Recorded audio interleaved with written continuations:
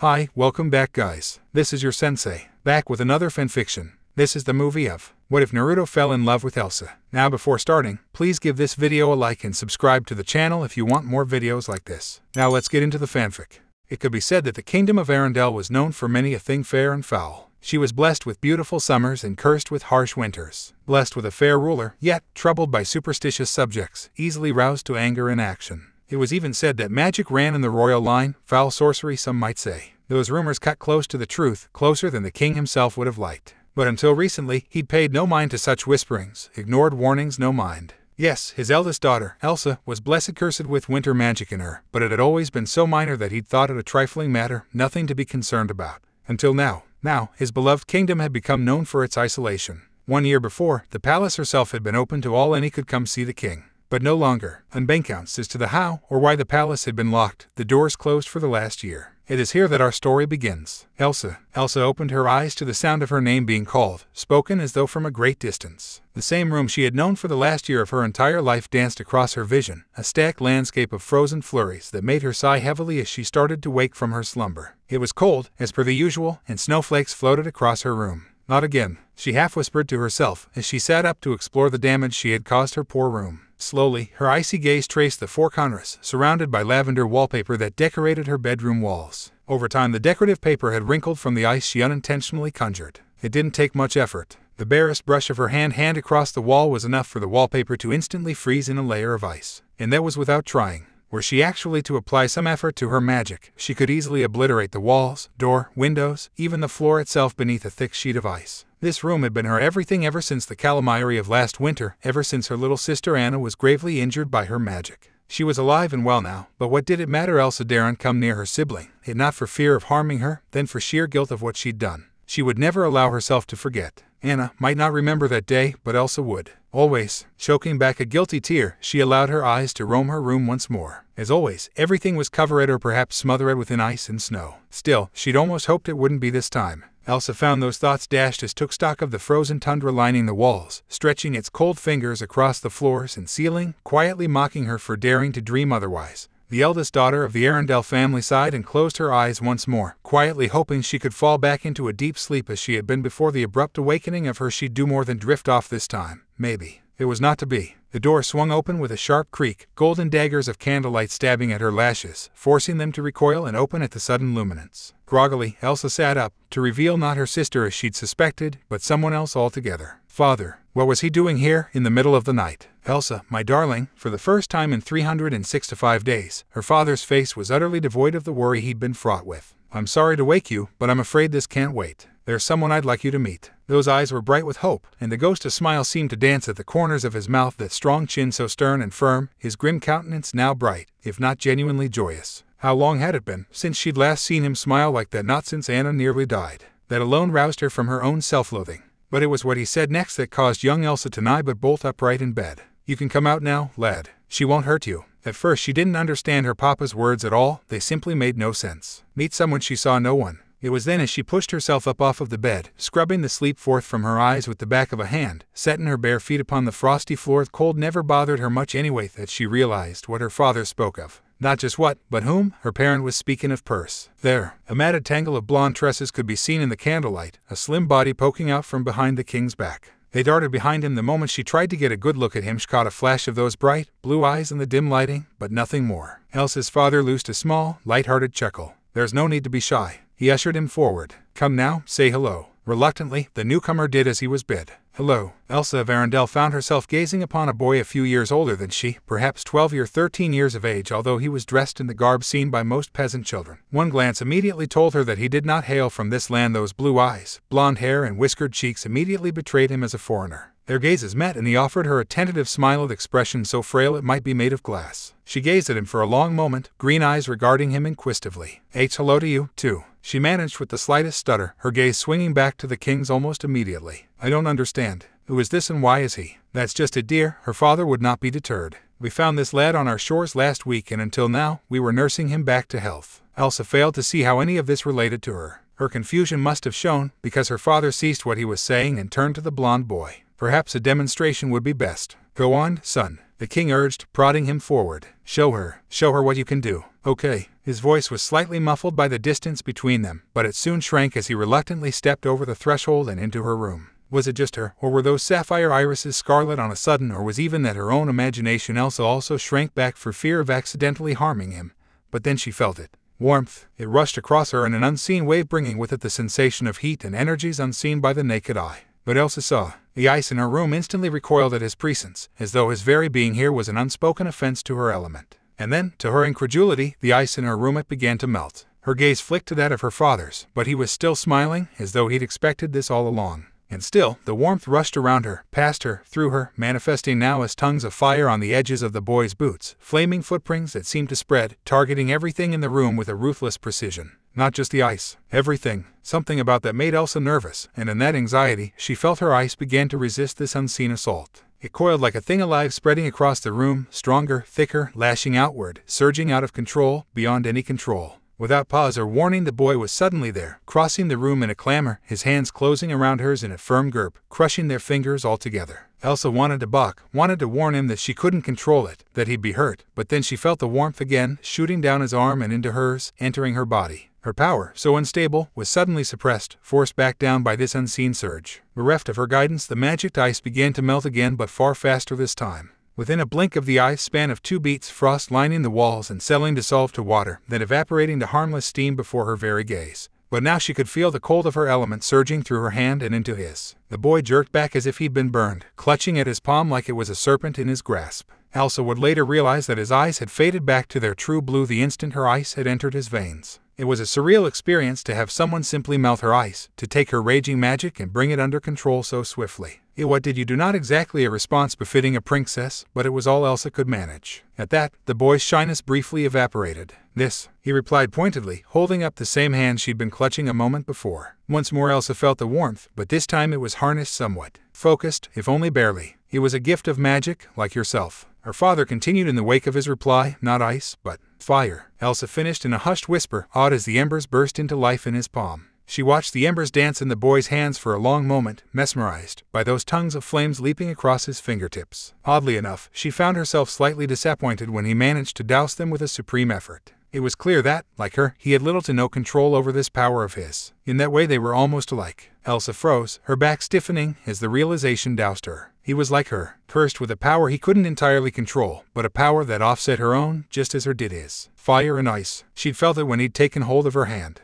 They both felt it, and that frightened her as much as it did excite her. Someone like me, too, don't understand. Elsa shook her head, struggling to quell the rising elation in her heart. Father, why is he here? Of moonlight slashed down through the window and across her face in that instant, casting her in an eerie, almost otherworldly glow. Perhaps that was what gave her father pause. At any length, he finally spoke. Well, if he's willing, I'd like him be your... The king's face took on a thoughtful expression, companion, of sorts, until you can learn to control your powers. Perhaps even a friend, given time. Elsa's heart gave a small lurch at that. This boy, her friend, she had never given thought to having a friend, much less a companion. Conceal, someone she couldn't hurt with her ice. Don't feel, someone who could rein her in if she ever lost control of herself. Don't let them know, someone who knew the truth of what she was, besides her parents. Someone to trust. Her heart leapt again at the thought. Someone like her. He's no older than I am, she protested, but the words were weak, without rancor. Aren't we forcing him to? Hey, nobody's forcing me to do anything. Both Elsa and her father turned to regard the boy, one in disbelief, the other in quiet bemusement. His apparent muteness had vanished, his quiet blue eyes regarding them quizzically. Your father saved my life, he said. I'd like to return the favor. If this helps me to control my gift as well, then that's just a bonus. Then it settled.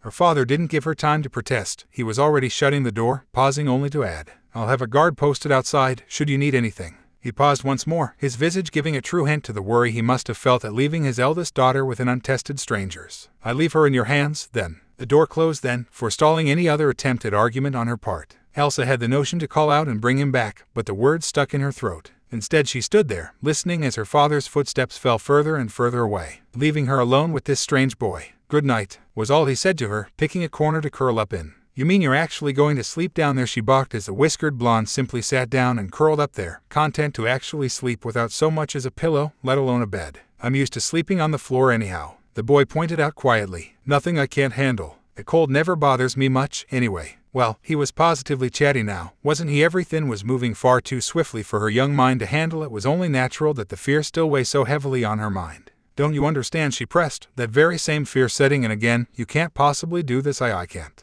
The boy's hand snapped up and the ice died down around her hands, wilting as quickly as it had threatened to come. Elsa flashed him a grateful glance, her anxiety dying down once more as the blonde laid himself back to the floor.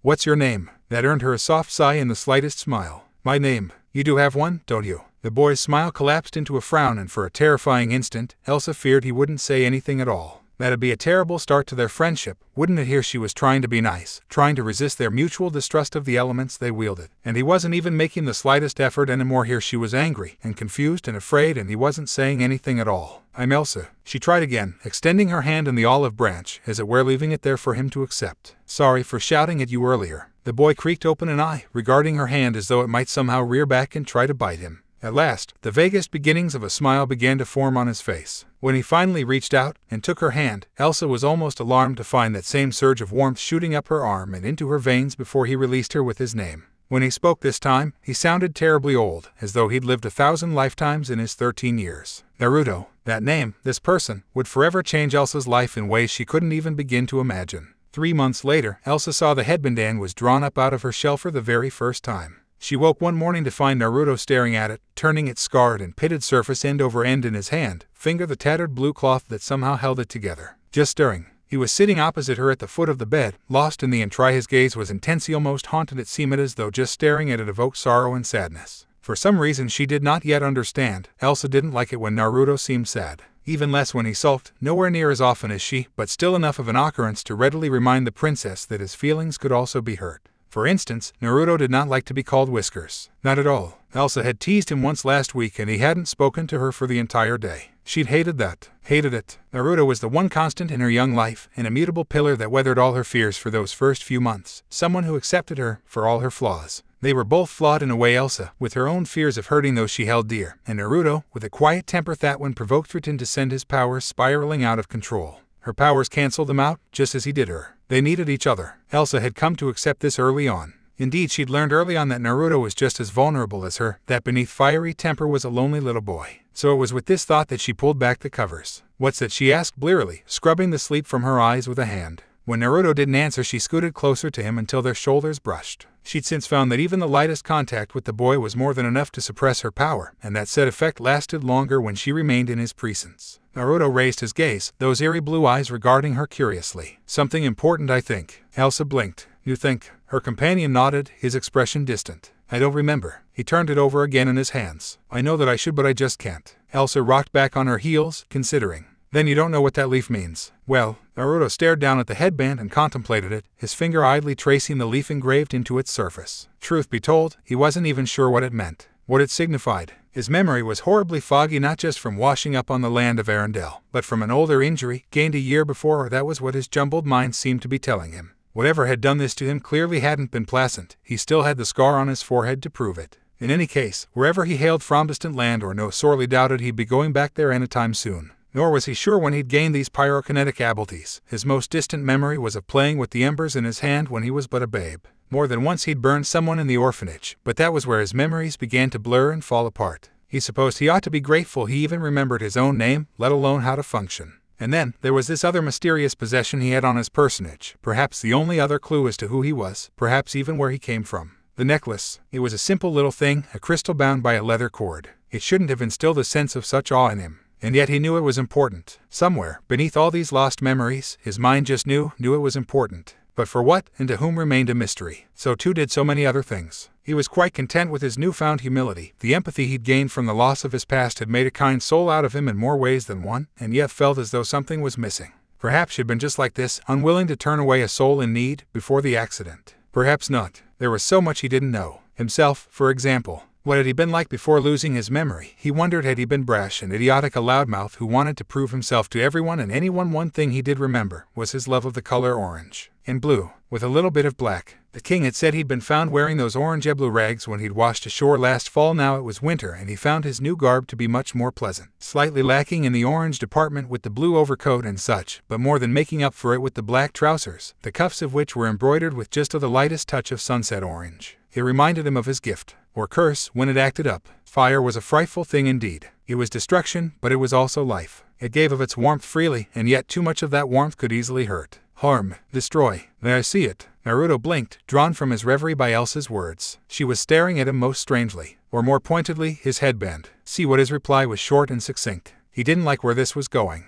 Not one bit. Your headband. I'm not so sure you should, oi. Before he could even think to finish that sentence, Elsa did 3 things. 1. She snatched it out of his hand. 2. She reached back and parted her hair. 3. She took the headband and tied it around her forehead in a motion so swift it left his eyes and head spinning. Well, she asked, offering up a small, tentative smile. How do I look? Not bad, Naruto was forced to admit. Damn, but the thing suited her. Even more when the lightest of flushes lit the teenager's cheeks. Really, not a second after she'd spoken, a stray strand of pale hair escaped the headband's hold, wriggling free to tickle at her nose. Naruto knew what was going to happen next, even if she didn't. Elsa's face scrunched up as she tried to contain it, but fate had other plans. Nor would this catastrophe be denied. She sniffed as the pressure built up in her head, traveled down her nose, took a deep breath.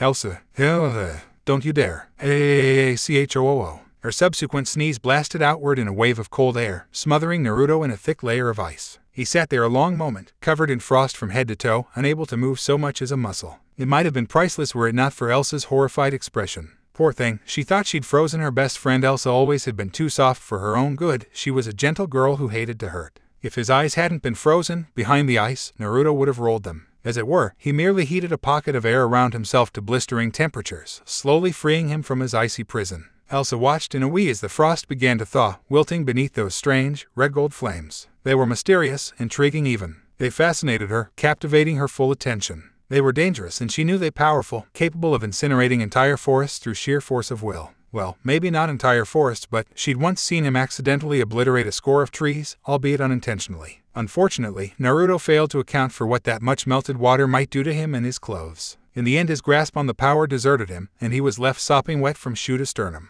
Oh, what? And nothing. There was a silence. Then the blonde looked down at his ruined clothes, first soaked by the melted ice, then subsequently scorched by the fire he'd created. Still nothing. Abruptly his mouth quirked into a frown. That was the only warning Elsa had before he started spouting gibberish. Was fairly certain he was cursing in a language she neither knew nor recognized. Alas, his tone betrayed him. The venom with which he spoke syllables may have been directed at himself, but it still caused Elsa's ears to turn redder than the flames still wreathing his body. Finally, he dropped back into English, just long enough for her to catch a snippet of his rant. Does this always happen to me? Elsa couldn't help herself anymore at the sight of her sopping wet and very much unharmed friend. She promptly burst out into uncontrollable giggles. It felt good to laugh again, she thought to herself. It was what her father once say, freeing counting these last 3 months of Naruto's company. It had been nearly 2 years since she'd smiled, since she'd laughed like this. 2 years, and she'd only just now started to open up to him. As near as she could remember, this was her first ray of sunshine amidst the gloom and what felt like forever. It's not funny. Naruto glowered at her, his ire completely diffused by his sopping state. Yes, it is, she snickered back. His lips quirked. That should have been another warning.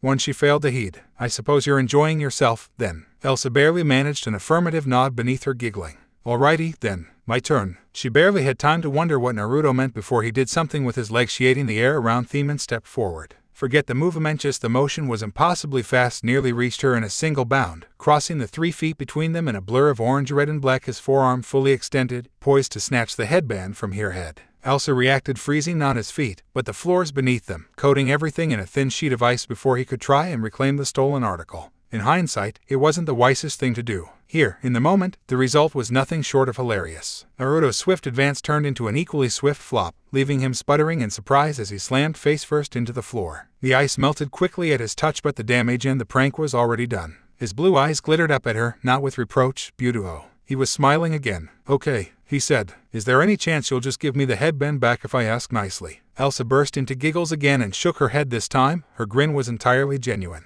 You'll have to do better than that. Naruto sighed as picked himself up off the floor. Something registered in his memory. Just then he had the distinct impression this wasn't the first time someone had stolen his headband and tried to make off with it. But when and whom once more, he received only the most vague of impressions. He reached out to reclaim it back from her, but once more she proved far too swift for him, clambering off the bed with a frightened, delighted yelp, her smile wide and bright for the first time in their short-lived friendship. He tried to grab her again, his fingertips just brushing her pale blonde hair as she danced away. Catch me if you can. See Mir. The next 5 minutes were not very kind to Elsa's room. Whenever Naruto came close to catching her, she would throw up a sheet of ice, either tripping him or allowing herself to slide harmlessly out of his path. Likewise, he would use his heat to propel himself forward, destroying the carpet with his propulsion, ruinating wallpaper when he flung small, harmless for Elsa fires at the ice walls she constantly erected to hem him in. This was crazy, chaotic, in every sense of the term. In those 5 minutes Elsa dared to probe the limits of her powers, and was pleased to find that Naruto matched her. Finally, they were exhausted, their stamina spent, their powers all but drained. "Hey, give up," Elsa gasped out with a laugh, flopping back onto her battered bed, her hair slipping free from its bun, coming loose from the motion. She didn't care if it was damp or if the water ruined her dress. She was simply too tired to care. She still had enough strength to risk a haphazard glance at their improvised playground.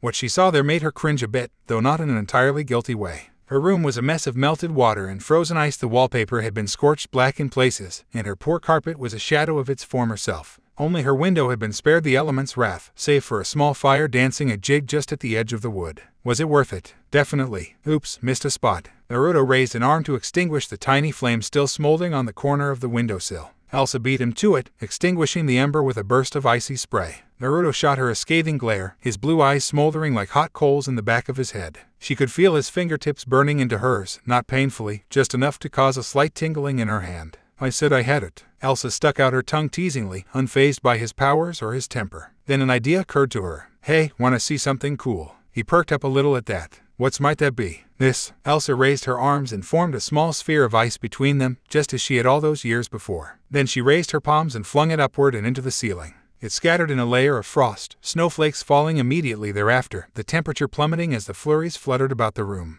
Within moments, a fine coating of snow had gathered. Naruto jumped up instantly, his black mood nowhere to be seen. A grin cut across his face, a look of boyish happiness taking over him entirely. "You're kidding, you can do that?" Elsa arched an eyebrow. The blonde realized his exuberance a second later and grunted noncommittally, but he didn't let go of her hand. "Well, it's nice," he muttered, missing the slight narrowing of her eyes. "Nothing special." He released her hand and ducked abruptly. A second later her flung snow whistled over his head. Unfortunately, in this hurry to dodge that first course, he failed to evade the second. Elsa's second conjured snow struck him square on the nose, and with a knock he tumbled off the edge off the bed. He popped up not a heartbeat afterward, covered in melting snow, armed with a small army of snows in his arms, filed nigh to the brim in his long arms. His grin could have put her worst fears to shame. "Oh, you are so dead," Elsa squeaked, eyes wide as he came up swinging, hurling snow after snow at her. But she had some of her own, easily summoned with a flick of the wrist. To think's been grateful when her father had given her those white gloves now discarded, as she cast a snow at him, pegging him dead center and knocking her fellow blonde and his collection of wintry spheres back off the bed.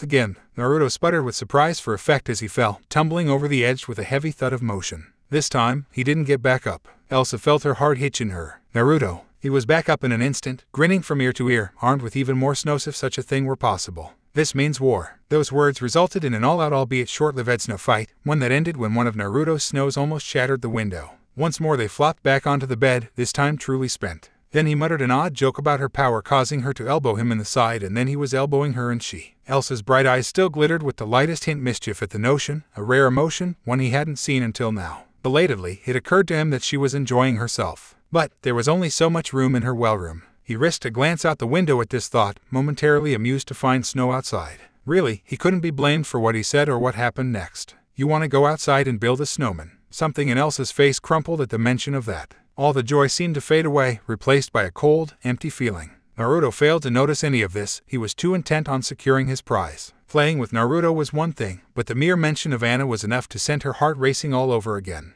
Not only did her sister not remember her gift, but that gift had nearly killed her once. If she hurt her again, that would be even worse than death itself. "Elsa." Now it was Princess's turn to blink, drawn from her reverie by the blonde's words. "I think I'd like breakfast first." The lie tasted like ash on her tongue, soot and thick she drew herself up suddenly, every inch the princess her mother and father had raised her to be, using the full weight of her accent. "I request porridge, my good sir." All of an instant passed between them, and for a moment, she thought he might rebuke her, not understand her little joke. "Aye, me hearty," Naruto said as he put his feet together and gave a salute. It took all Elsa had not to giggle. "Naruto, that's pirate. You're speaking pirate right now." "Whatever you say, lady." He grinned, flinging himself off the bed with a deceptive grace, opening and closing the door behind him. Elsa smiled meekly and watched him go, painfully aware of the void his words had opened up in her heart. "You finally got Elsa to play, didn't you?" "Is it that obvious?" Naruto offered a sheepish chuckle as he swept into the kitchen, his damp clothes drying with a quiet burst of hot air. He immediately set to work procuring a bowl of porridge, not even realizing who had spoken to him until he'd gotten the bowl down onto the counter. That voice, he froze, nearly dropping the bowl, and he might have were it not for a gentle hand on his shoulder. "Oh, crap," he swore, performed an about-face and an equally swift bow, finding himself face to face with the queen herself, leaning on the counter opposite him. I mean shit damn it. Language, she chided softly. Sorry.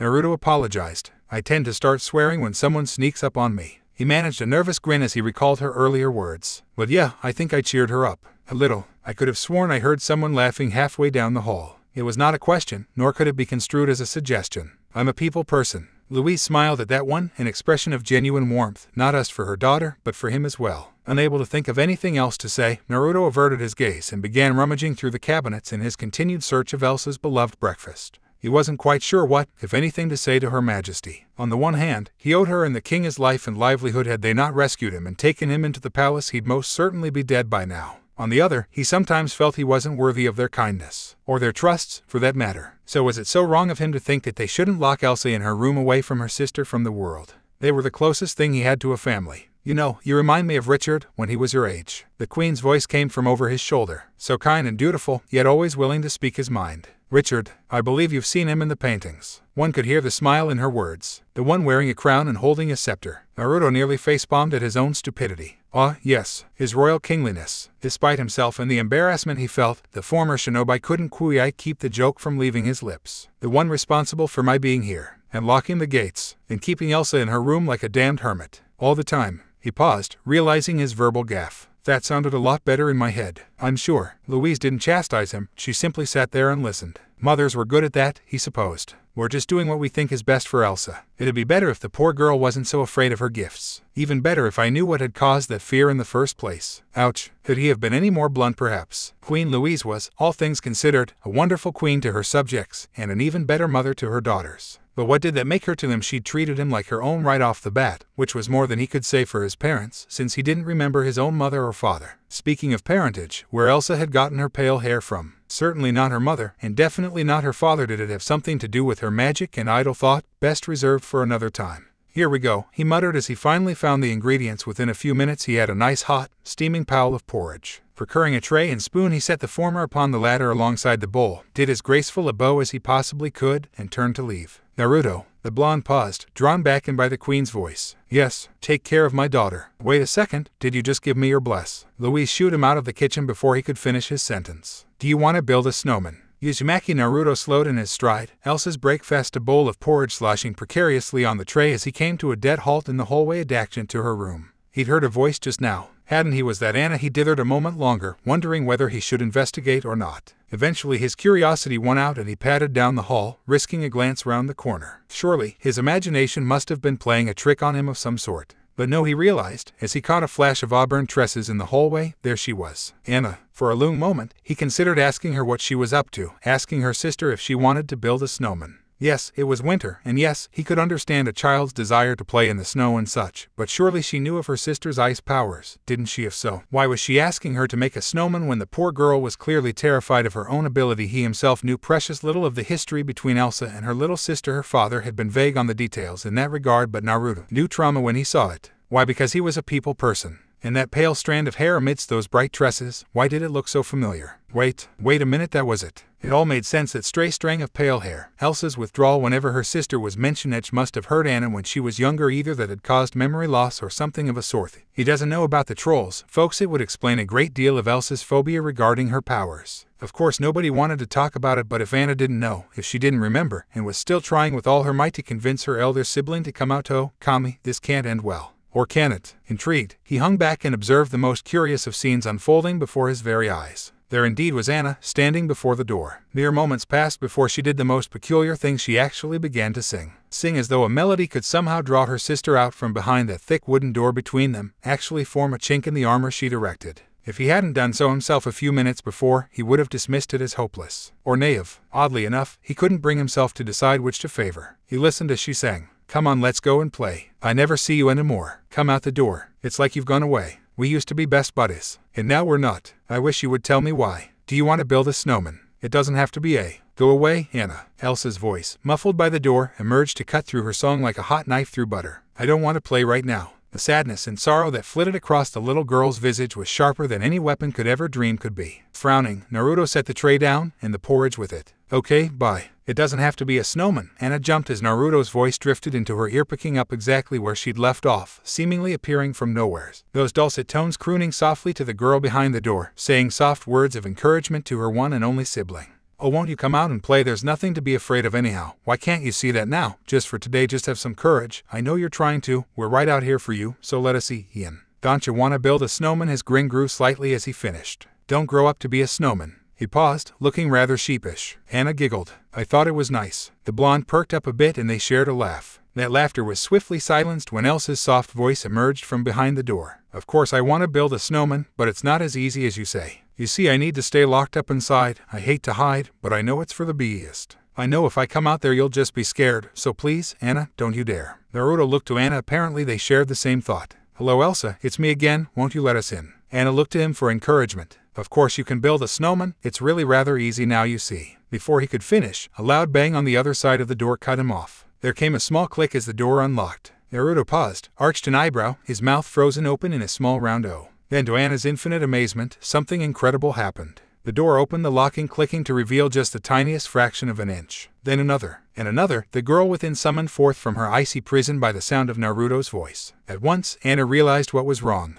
Her sister's large eyes, normally so calm and cold, were wet, soaked with frozen tears. She stood there for a long moment, looking as if she might bolt at any moment, might slam the door shut in their faces. She took one look at Naruto and all but launched herself at him, latching onto him as though she were afraid he might disappear. Naruto thrust a boot backwards for balance, surprised at the sudden between the door and the arch before could close it again. I didn't know you could sing. Her words were the most naked of whispers, spoken to Naruto. Elsa, Naruto chuckled softly. Shall we build a snowman, then? Another year into his residency at the palace and things had improved markedly. Elsa was still terrified of her powers harming someone, but at least she let her parents touch her now. She had even ventured out of the castle a handful of times under his watchful eye. Their relationship was still a fairy cry from what it had once been, but it was a marked improvement to the stark isolation Elsa had preferred. Yes, she still refused to reveal, or even use her powers in the presence of her sister, but it was a start. He wasn't nearly so secretive with his powers, however. Unfortunately, some disagreed. What do you mean she shouldn't control it? A 13-year-old Elsa silently squirmed beneath her father's disbelieving stare. Naruto, all that stood between her and her parent. The king was a kind and considerate man, all things considered, but even his patience had limits. Now he was practically incredulous, feeling that these last 4 years had all been for naught.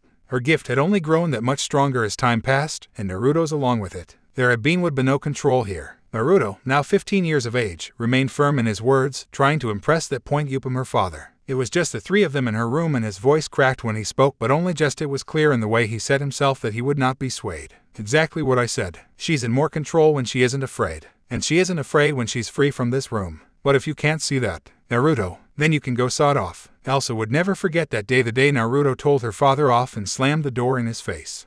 Naruto beams radiantly as he pulls her up to the courtyard. Are you going to tell me what we're doing yet? Elsa asks as she feels his pace slow, hears him cease his humming. She's 14 now, still awkward in her growing body, but nearly so much as she'd once been, stumbling only slightly as she speaks. Today is her birthday, and he wants to surprise her here, tonight. After all the gifts have been given, he's roused her from her slumber and ushered her outside. To which she asks once again, what are you up to? Naruto gives her a secretive little smirk. You'll see soon enough. The blonde threw the door open and steps out, taking Elsa's hand and helping her down the step. It's small gestures like this that are totally unnecessary, but surprisingly easy to get used to. Naruto wraps Elsa's hand in his own and leads her quickly across the field of snow before coming to an abrupt halt, just before the huge, sprawling expanse of the yard. There is still snow here, but only barely, winter still clinging tenuously to these lands, despite the encroaching march of summer. At first, Elsa doesn't understand. But then as she watches him rub his hands together and claps, she realizes what he means to do. She feels the moisture shrivel up, night sudden eye aflame with power and tension.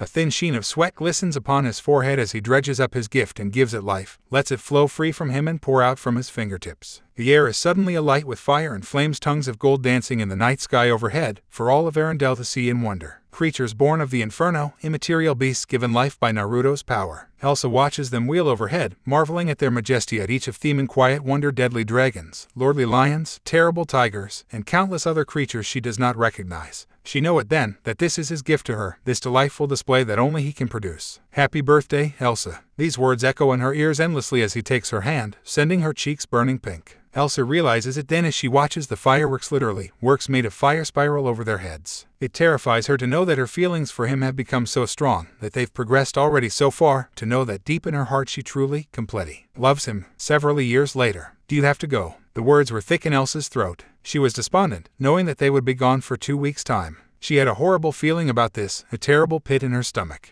But she held it in and bowed to both of them in courtesy. Anna had bid them goodbye mere moments before. Even now, Elsa could still feel the painful rift between her and her younger sibling as Naruto spent more and more time with her, instead of Anna as he'd done in their youth. It had shrank somewhat, but there was still a gap. Quite possibly it would always be there. But a small part of her was glad for it. That tiny, jealous part of her wanted Naruto all to herself. She didn't want to share Naruto, least of all her with sibling. You'll be fine, Elsa. The king's gaze traveled to Naruto beside, their disagreement forgiven and forgotten with time. After all, you have him. Elsa sputtered at the mention of Naruto at 16 years of age. She'd had such thoughts about her companion, bodyguard of course, but as he remained 2 years older than she, it had always seemed inopportune. Inappropriate. Naruto made a non-committal noise, but anyone with eyes could see he was flattered by their words. His voice, no longer cracking with immaturity, rippled between them. I'll keep her safe, your majesty. Believe it. You did not just say that. Elsa almost smiled at those words. Hey, I don't know what came over me just now. Still, Elsa was grateful for him now, his hand on her shoulder, an immutable pillar of reliance as she saw her parents off to the harbor. She bid them farewell, thinking she would tell Mother how she felt about Naruto, to seek her counsel as to these feelings for her bodyguard.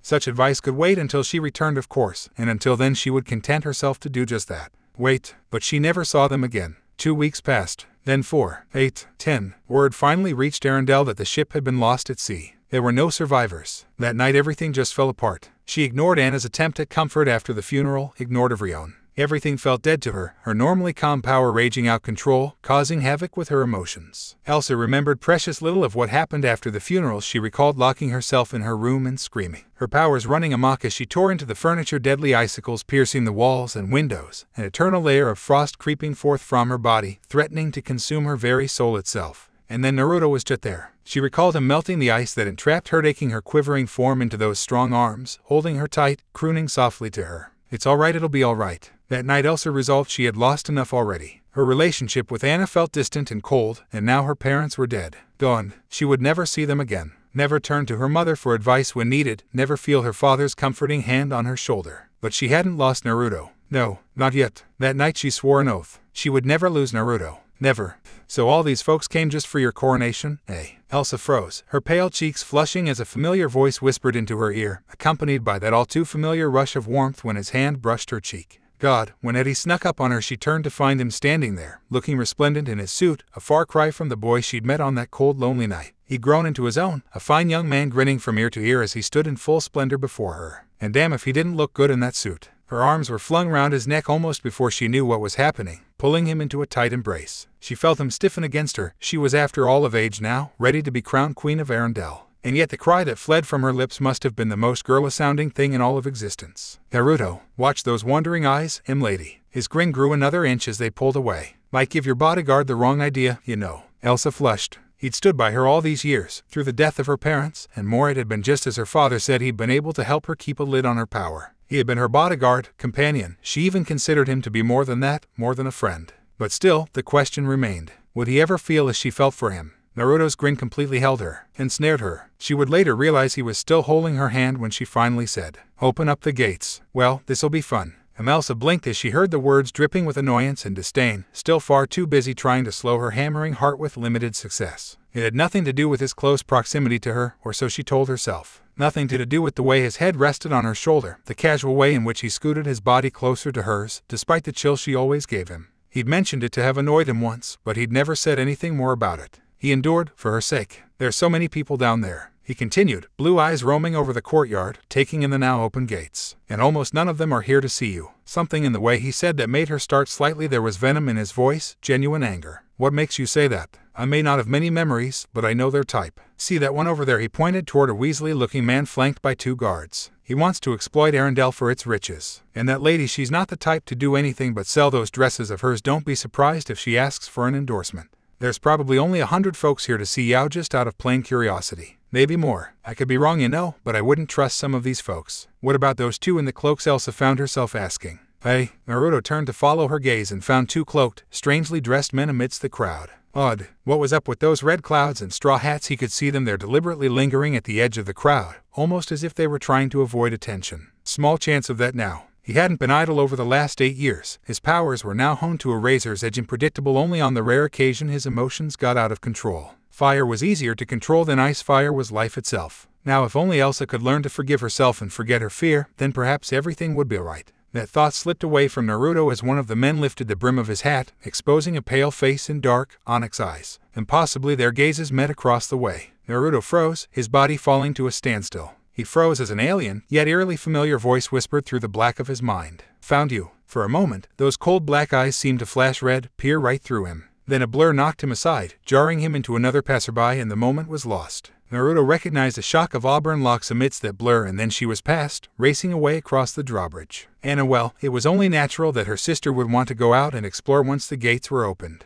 Elsa pursed her lips thinly at the mention of her younger sister. What's she doing down there? Exploring, no doubt. Naruto sounded whimsical, almost amused. Can you blame her for bolting the minute those doors opened? Poor thing's been awfully lonely. I mean, you've practically banned my talking to her after what happened last time. Hey, Elsa shot him a frigid glare. He was standing on thin ice, and he knew it, yet still he persevered, trying to mend what had been broken. Relax, Naruto soothed. She shivered as his warm lips graced her cheek, sending pleasant tendrils of fire shooting through her face. Elsa shivered. He was only like this when he was with her. He never, ever held himself around anyone else. Not even Anna, with whom he spent so much time, was privy to this softer side of him. A small, spiteful part of her heart wanted Naruto all to herself. Nothing less would do. She wasn't fond of the gulf between her sister and herself either. It had shrunk somewhat over the past few years, but Naruto had widened it in many ways as well. Bless his heart for trying, though. When it became apparent that the blonde was the key to drawing Elsa out of her shell, Anna had become even more insistent in her attempts to get her older sibling out of the room. With disastrous results. When faced with the prospect of potentially hurting her sister again, or worse, losing possibly the only person who truly understood her, Elsa had panicked. Completely and utterly, shouting that Naruto was hers, that she wanted to be left alone. She'd slamming the door in her siblings' face and on their fledgling friendship. She hadn't come out again, not without Naruto. Quiet murmurs had begun anew after the staff realized just how close they'd become over the years, many debating whether the boy's talent or Elsa's own training had carried the day. Whatever the case, things were a bit broken between her and her sibling now. Elsa wanted to try and repair them. She really did. But it was so difficult. She could feel the power shooting up and down her fingers, straining at the thin leash that was her control. It wanted out, wanted to be free. Despite her turbulent emotions, she listened intently to Naruto's words, taking pride in the way he embraced his powers, made it a part of himself. If only she could do that. Oh no, she silently swore as frost etched itself into the railing at her hands. Unbidden, her father's old incantation leapt to her mind. Conceal, don't feel, don't let them know. Oi, you cut that out. Naruto grabbed her hand sharply, the unexpected warmth of his palm shooting up her elbow and into her arm. What have I told you about that dumb saying? Her power yelped in surprise and recoiled as his grip tightened, and for a precious instant she was normal again. Let it go. Let it flow. Don't be afraid to know. The small rhyme stood in polar opposite to her father's words, a complete contrast to what her parents would have wanted, but Naruto knew best, didn't he after all? He seemed to have gained a modicum of control over his own flames during the last few years, so why couldn't she reign in her own icy power as well?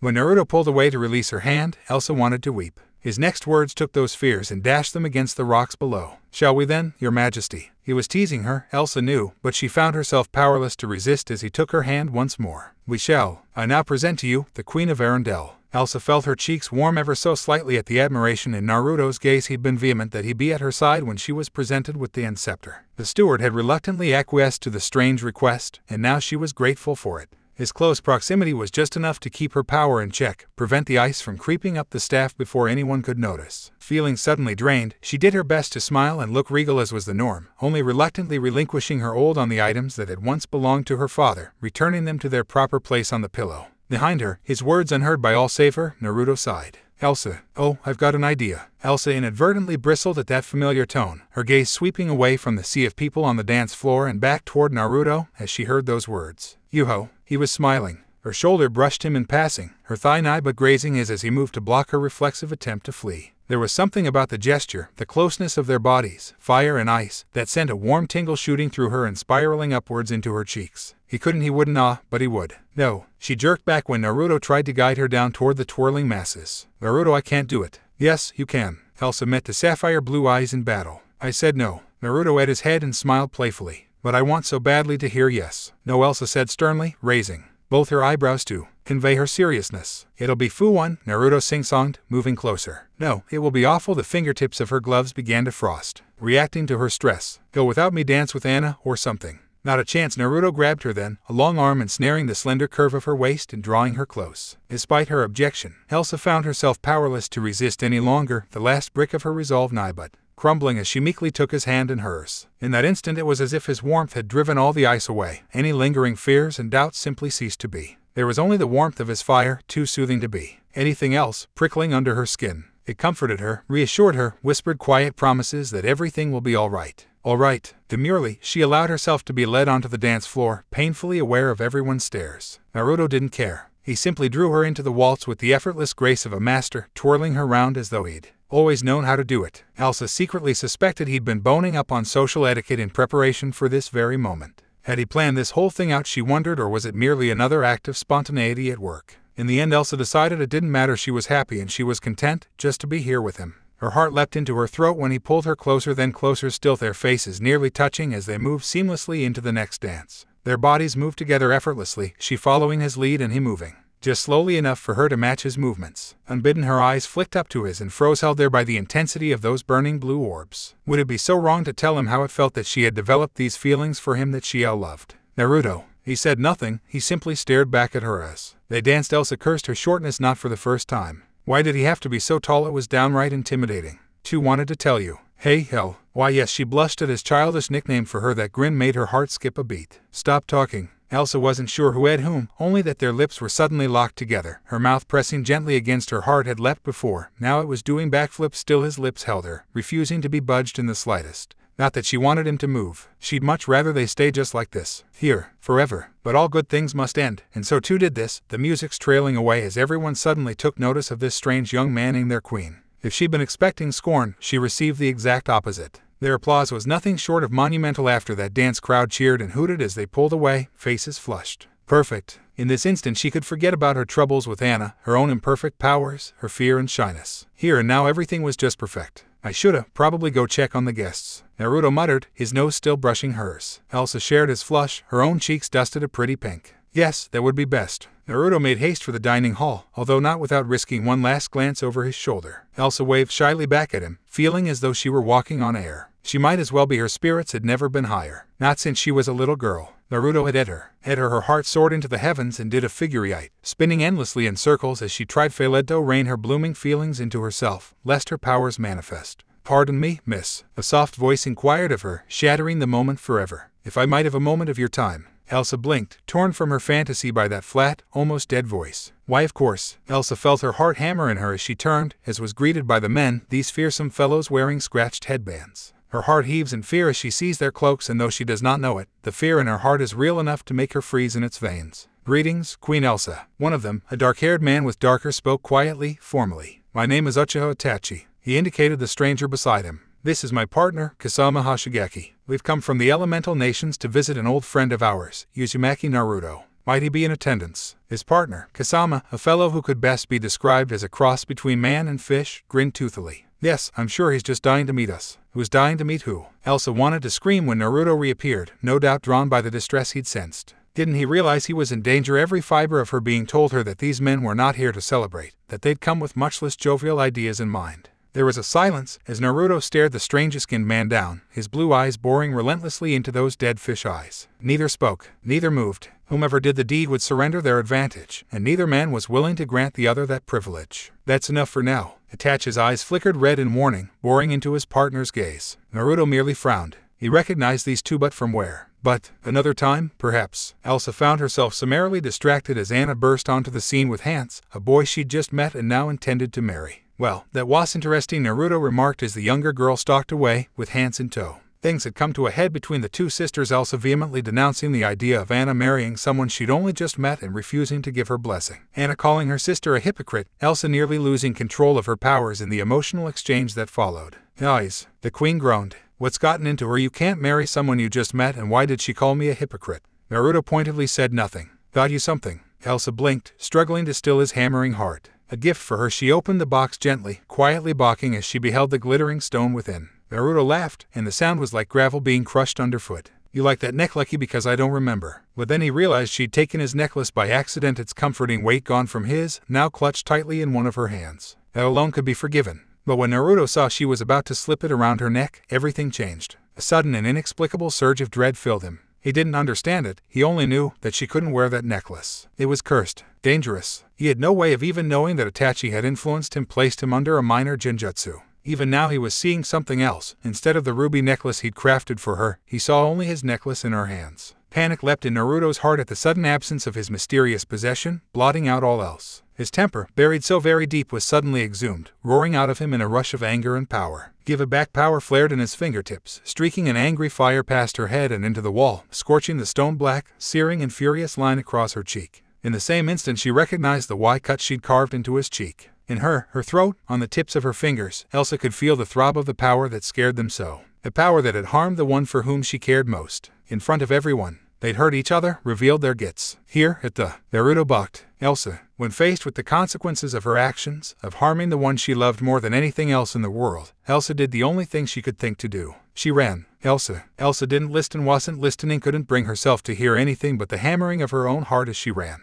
It pounded in her ears like the drums of a great hunt out for her, promising only pain and suffering if she turned around now. And so she ran with everything she had, thrusting herself through the throngs of adoring and now panicking admirers to reach safety. Some cried in fear out as her power brushed at them, others shrank away as the cobblestones frosted it there. The lake lay ahead, but once again she couldn't be bothered to stop, so she ran right over it, the waters frosting into ice as she made her escape. Elsa, there it was again, her name, softer now, receding into the distance. Had she been listening, she might have detected the sounds of battle raging back in the palace, would have heard Naruto roaring in surprise and rage, crying out for her as the cloaked men ruthlessly took advantage of her absence and attacked, ambushing him with cruel efficiency, forcing his own escape in a different direction. Perhaps had she turned back she would have put two and two together. Perhaps she would have noticed the abject terror in his voice, the hurt in his eyes as she left him to his fate. But Elsa wasn't looking. Even if she had, she certainly wasn't inclined to listen at the moment. Her cheek throbbed painfully where he had burned her, the angry red welts rising on the pale skin of her face threatening to make her break down and cry outright.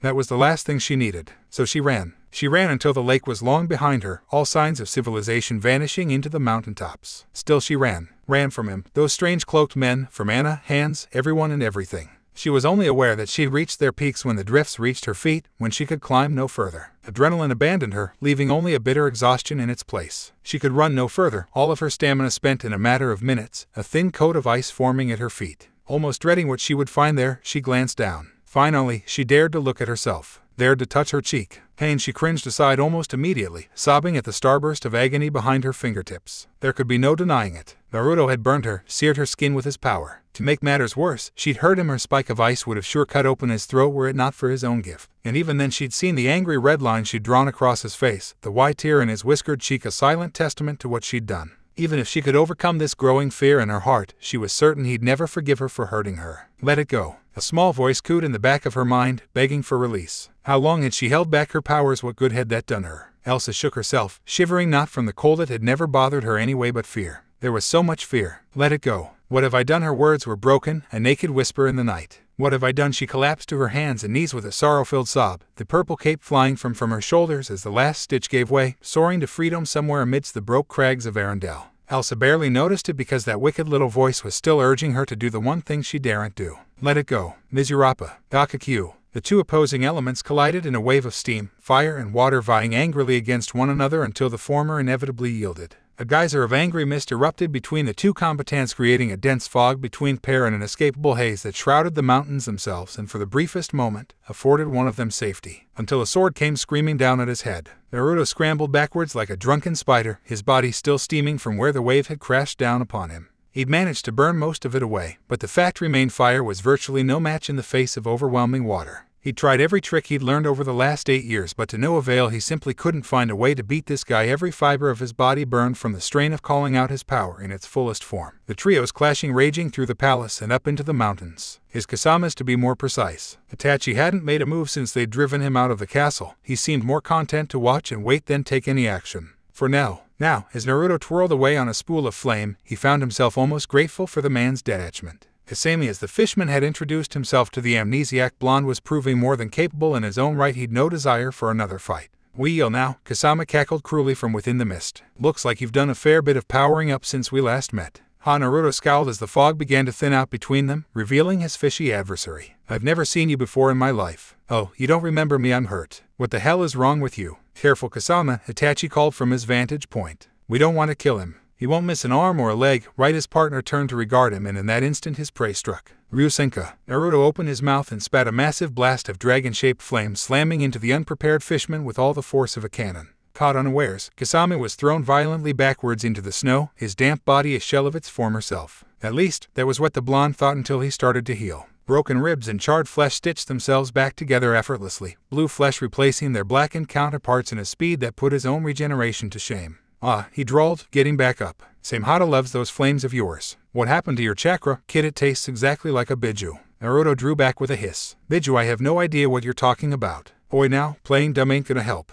He's probably lost his memories. Itachi drawled from his vantage point. It makes sense, given what happened to Sasuke. Huh, the hell is that? Naruto growled, fire still swirling in his hand. Its chakra most likely remains in that fire line of his. The Uchiha theorized, continuing. We can extract it back at the base. Music to my ears. Might want to get out of the way, though. This next jutsu's gonna be a big one. Very well. Whatever euphoria Naruto might have felt at Uchiha Itachi's retreat faded as the swordsman began to change. Naruto felt his flames flicker and fizzle as Kasama became something else. Samehada's hilt slithered into his wrist, its scales swirling into his skin-eyes body, becoming more and more fish-like as the blonde looked on. No, that thing wasn't a fish, it was a shark, dead fish eyes fixated on him, the strange creature grinning to reveal row upon row of deadly teeth, sharp and gleaming for. Well, it's not fair at all, Naruto muttered. You know, it's funny. The sharkman snickered, his breath frosting in the mountain air. The Eight Tails put up more of a fight than this. I'm almost disappointed in you, Kyuubi. Well, realizing on an instinctive level what was about to happen, Naruto hurled all his noting considerable firepower at the swordsman.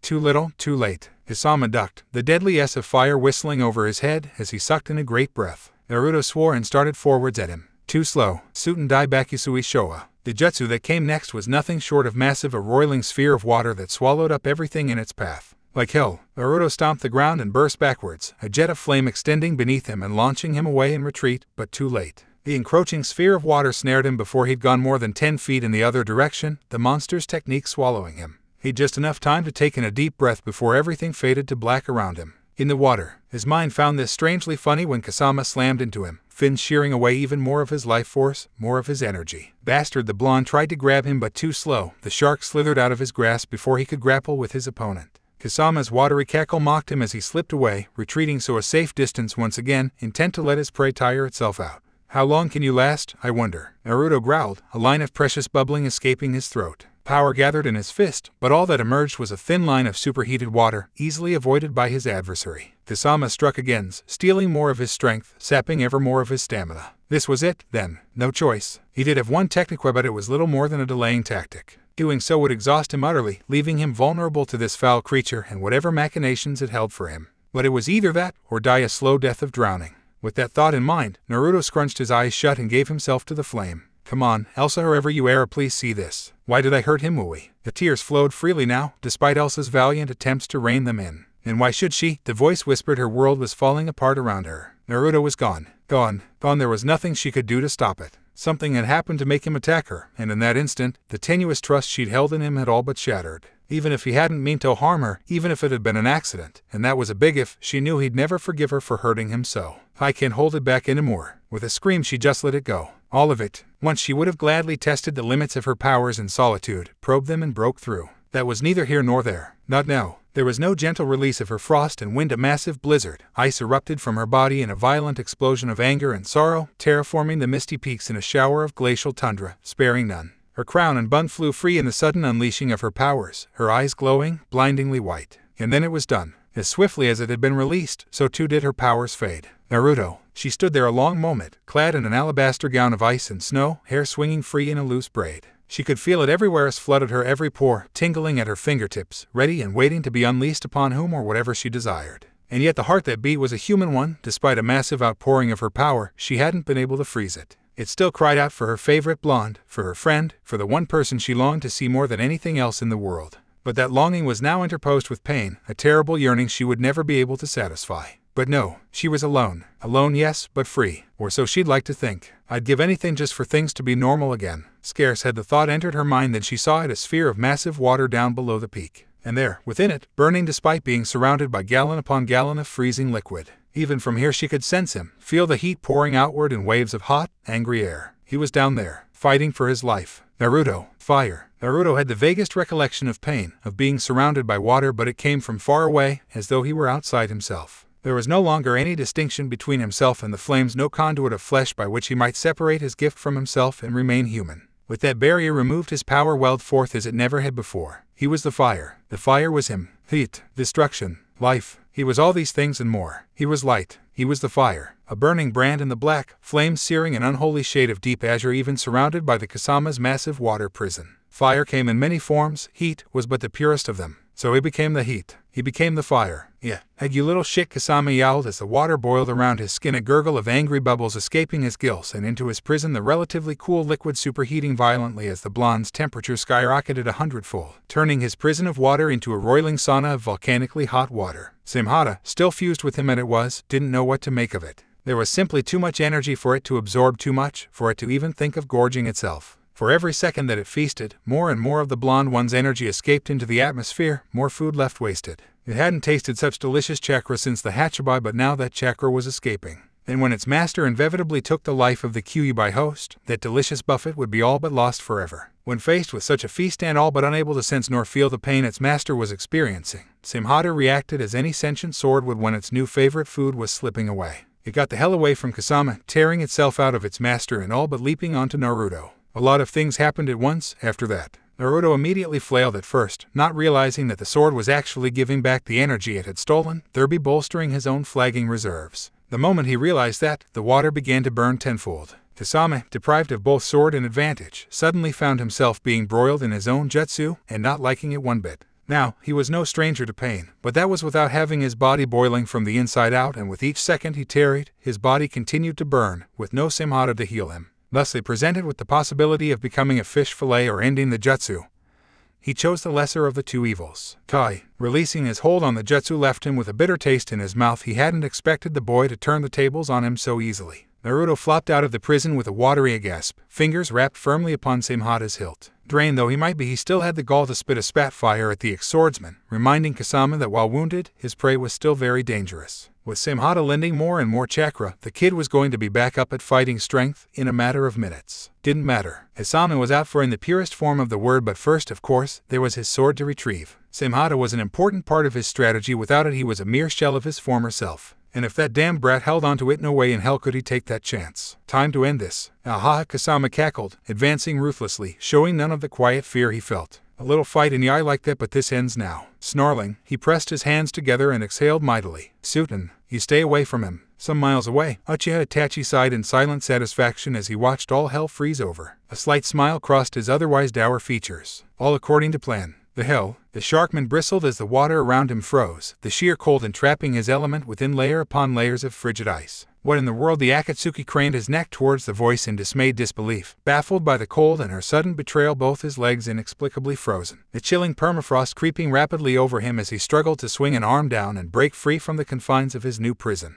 He may as well have struck steel for all the efforts, his clenched hand rebounding harmlessly off the impervious ice. He'd just enough time to catch sight of blindingly bright eyes before the predator became prey. Hunter hunted. It was that girl, the one from before. Honestly, he didn't expect her to have this much steel in her spine, much less confront him head-on. Still, with his body now frozen to the waist, he had good reason to worry. So you saw through our little trick. It was the wrong thing to say. Elsa's placid expression went from serene to murderous. A singed word hissed out between clenched teeth. Freeze. Kasama snickered quietly, oddly unafraid as the ice lunged up to snare his, following his arms. Itachi should have bailed him out by now. That the Uchiha hadn't done so told him exactly where he stood. He'd always suspected the man to be a traitor, not that it mattered. One turncoat amidst a number like Akatsuki meant nothing in the end. If he was going to go out like this, then so be it. You can kill me, but your little boy over there won't have any peace. He mocked, dead eyes snapping to Naruto. Pain and the others will still come for him soon enough. Your kingdom will never know a moment's peace, not while you shelter him. We will have the Kyuubi, whether I die or not. Elsa said nothing. She didn't even flinch as the ice moved to encompass Kasama's head. I honestly didn't expect to die like this, man. Urasama, was his last thought before he was frozen solid. His last sight was that of Elsa stalking towards him, hand raised, fingers clenched into an angry fist. Kasama never felt himself shatter, never realized that his soaked skin made him even more fragile than glass in this climate.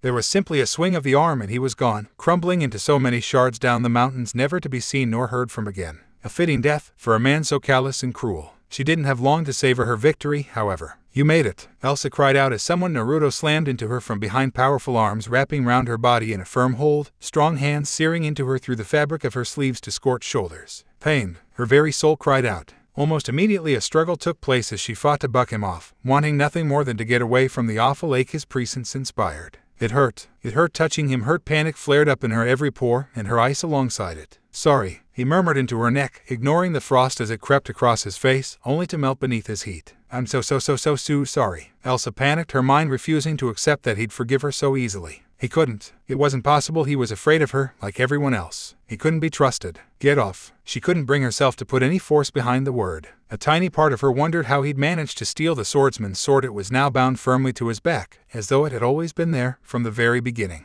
Then she was reminded of the blonde pinning her and renewed her efforts to escape. "I said let go." "No." Her powers lashed out at him feebly and instinctively, but to no avail, the ice all but melting before it could reach her beloved the blonde. It seemed he'd suffered through some changes of his own, she realized. Indeed, his suit was a brilliant white orange shirt, tongues of flame dancing from the edges of his shoulders, steam curling where they touched. They didn't hurt anymore. If anything, his flames felt pleasant now. But still she despaired. This was a trick. It had to be. There was no other explanation for it. "To hurt you. It was an accident." His arms tightened around her waist. "We can fix what you did down in Arendelle." "What we did?" He risked a glance down over the horizon, and what she saw there nearly caused Elsa to weep. The land had been torn apart by the simultaneous releasing of their elements. One side of the idyllic little kingdom side which they currently occupied was wreathed in winter, the other scorched by the sun. Plants were dead or dying, and those that hadn't were suffering at their hand. They had done this, unleashed magics the world was never meant to see. "And what make you think you have the power to stop this?" she despaired, her gaze swinging back to him. "To undo what we've done." This, before she could blink, before she could even think, Naruto spun her around, touched a smoldering hand to her cheek, and at her. Truly at her. Elsa gasped into the sudden lip lock, her spine stiffening with shock.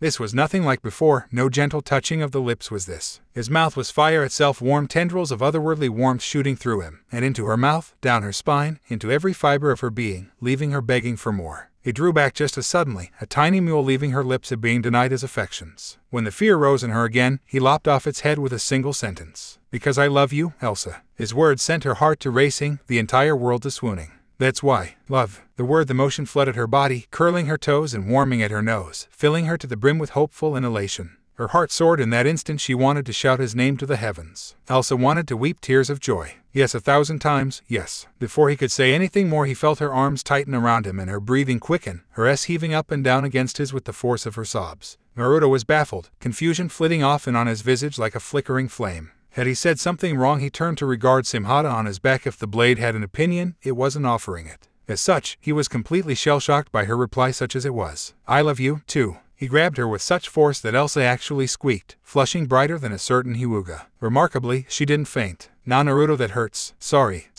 She apologized as well. "I'm new at this, Elsa, She had him again and wiped all the words away. Knew she might be, but damn was she learning. Alas, she had to breathe and end this wonderful moment, if only for a heartbeat. "Better?" he asked as his forehead brushing hers. His body was glowing a radiant blue, azure flames licking at the nub of her nose. Oddly enough, they didn't burn. They were warm, pleasant. They danced upon her with impish impunities, tying them together in more ways than one. He had complete and utter control of theme of her in that instant, could have asked anything and she would have done it without hesitation. But for now, Elsa settled for answering his question. "Be better," she replied, breathlessly, nuzzling her head into the crook of his neck. "Never leave me alone again. I swear, truly, on my life." Naruto swore. Suddenly he smiled as if noticing her for the first time. Perhaps he had. "Wow, did I mention how beautiful you look right now? You should let your hair down more often, babe." Elsa colored brightly beneath his praise, bare shoulders shivering slightly as his hand glided across the skin of her collarbone. Her lips met his again in a chaste, savoring the moment, their bond they'd forged. It didn't matter if the world arrayed itself against them so long as she had him, it didn't matter. They would set down off this mountain together and come what may they would find a way to fix this. "This is all very touching," a new voice murmured. But Naruto jerked back as if he'd been scalded, pivoting to place himself between her and the newcomer. Uchiha Itachi stood before them, dark eyes regarding the pair intently. He discarded his Akatsuki cloak and hat, although those brooding orbs of his made him look no less menacing. Naruto bristled, his new blue fires flaring furiously at the sight of the one who had put him through such pain. "You, calm yourselves, the both of you," the renegade murmured, his hand raising in placation. "I'm not interested in fighting either of you, and I apologize for placing you under genjutsu earlier, Naruto-kun." but my time in Akatsuki is done. Believe it or not, I am your ally, here to pass on a message on behalf of your friends. If he'd been hoping for a Riken, he didn't get one. Naruto just stared at him as though he'd grown an extra head or something given his loss of memories. That was quite possible. And what message might that be? You need to leave Arendelle and come home with me, Itachi warned. Now, there was a silence. And then, what? Unbound. You need to leave Arendelle and come back with me to Konoha. Now, there was a silence as Naruto's mind processed Itachi's words. And then, Naruto guffawed, a disbelieving laugh leaping from his lips despite his best efforts to control it. He didn't know whether he was terrified or angry or elated, probably somewhere in between the two. He'd just fought the battle of his life. Now this stranger who'd very nearly killed him earlier was suddenly demanding that he come home with him. Under any other circumstance, he might have actually found it funny. But his laughter was a byproduct of sheer incredulity. He simply couldn't bring himself to believe what Itachi was asking of him. He's not going anywhere with you. Elsa was the first to find her voice and her resolve. Wordlessly, the Ice Queen moved to stand between the two of them and took Naruto's hand. The very action spoke of pure defiance, something he hadn't thought her capable of a few hours ago. He was so proud of her. She'd known his answer before he could even finish laughing. As if sensing that very thought, she shot him a glare so fierce it made his very soul shiver. Hey, not like he was planning on following this nutcase anywhere. Well, he shrugged. You heard the little lady. No means no. Itachi hadn't been expecting this for a moment. That stoic visage reflected his shock. You can't be serious. Naruto clicked his teeth in warning, a stray blue spark grinding out between his molars and into the open air. I've never been more serious in my entire life. Neither have I. Itachi composed himself with a counter of his own, those dark orbs blazing into his blue.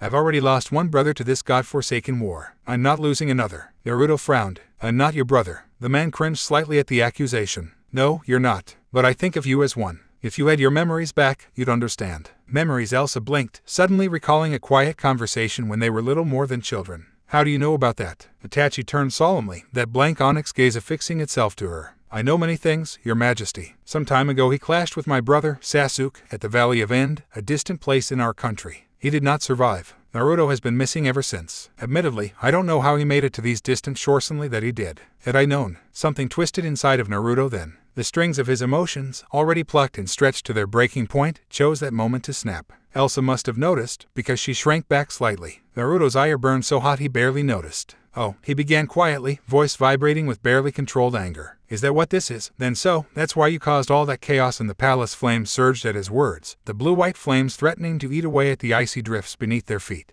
Because you think of me as a brother? Well, bro, you sure have a funny way of showing your affection. Naruto, this is bigger than you. Bigger, Arendelle. If you don't come with me, I won't be able to protect you from pain. The world will be. In hell, man, he growled, putting his back to the man. I said no. Nolan be grabbing Elsa's hand. They started down the mountain together, leaving Itachi amidst the drifts. Naruto tried his utmost to put the mysterious man from his mind, but the doubt lingered, an insidious voice plucking at the back of his brain. They barely made it 3 steps before the near-silent footfalls of the shinobi started following them. Every fiber of his being longed to lash out at the man and char him to a crisp, stilled only by the knowledge that a frontal assault wouldn't work on the wily warrior. Why are you following us? If I can't convince you to return with me, then I'll just have to follow you. The hell you will. If you're worried about Anna, don't be. He called at their backs. I've already remedied that situation with Hirsute. Naruto stilled. Damn it. Remedied, he turned, fixing the Uchiha with a ghastly glare. What the hell did you? Hans was a leech, here for power, not love. Itachi replied readily. So I plucked him. You killed him, you mean? Elsa raised a hand to her mouth, unable to stifle her gasp. Killing to protect someone was perfectly understandable, but Itachi's casual admittance of his misdeeds. There was not so much as a glimmer of remorse in his cold black eyes, as if he were casually discussing the weather or something.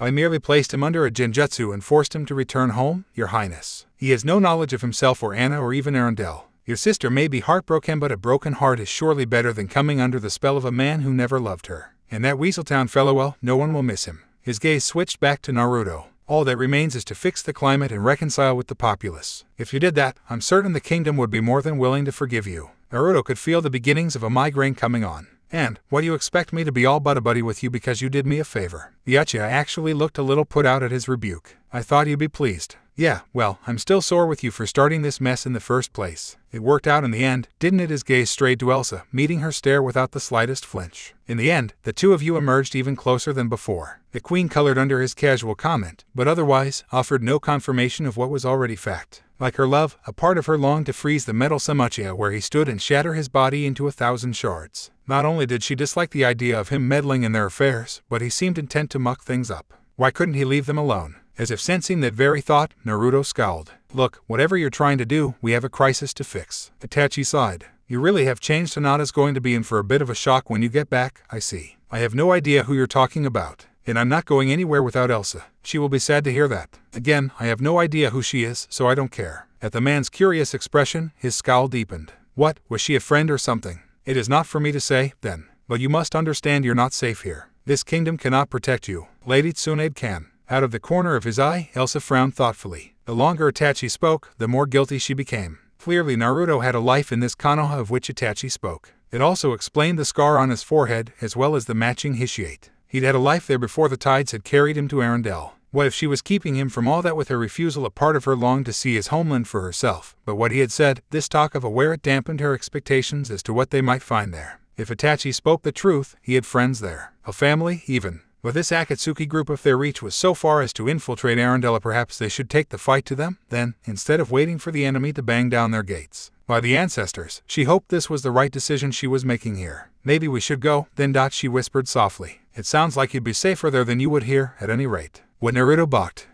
yes, we. She arched an eyebrow. Did you really think I'd let you leave by yourself? His eyes strayed to Elsa, so soft and delicate yet, as he'd learned, more than capable of handling herself in a fight and within the court. She squeezed his hand with a quiet confidence, her small fingers all but vanishing within his palm. In that instant his mind was made up. Elsa was his world, his everything. Why should he give her up, and return to a world that he couldn't see across the sea, a horizon he failed to remember? No. His place was here, with her. Maybe if she were to go with him that would be a different story, but no, he couldn't possibly ask that of her. He didn't want any part of. Itachi's voice cut through his thoughts like a hot knife through butter. It seems we're here. Naruto let go of Elsa's hand, his eyes narrowing slightly as he saw the scope of the change that had been wrought on Arendelle. They could see it here, even from their place on the mountain trail. A quiet hiss parted at his lips. Why hell? Elsa covered her mouth, fingers flying to her face in disbelief. Oh, he risked a glance down over the horizon, and what he saw there nearly caused him to weep. The land had been torn apart by the simultaneous releasing of their elements. One side of the idyllic little kingdom side which they currently occupied was wreathed in winter, the other, scorched by the sun. Plants were dead or dying, and those that hadn't were suffering at their hand.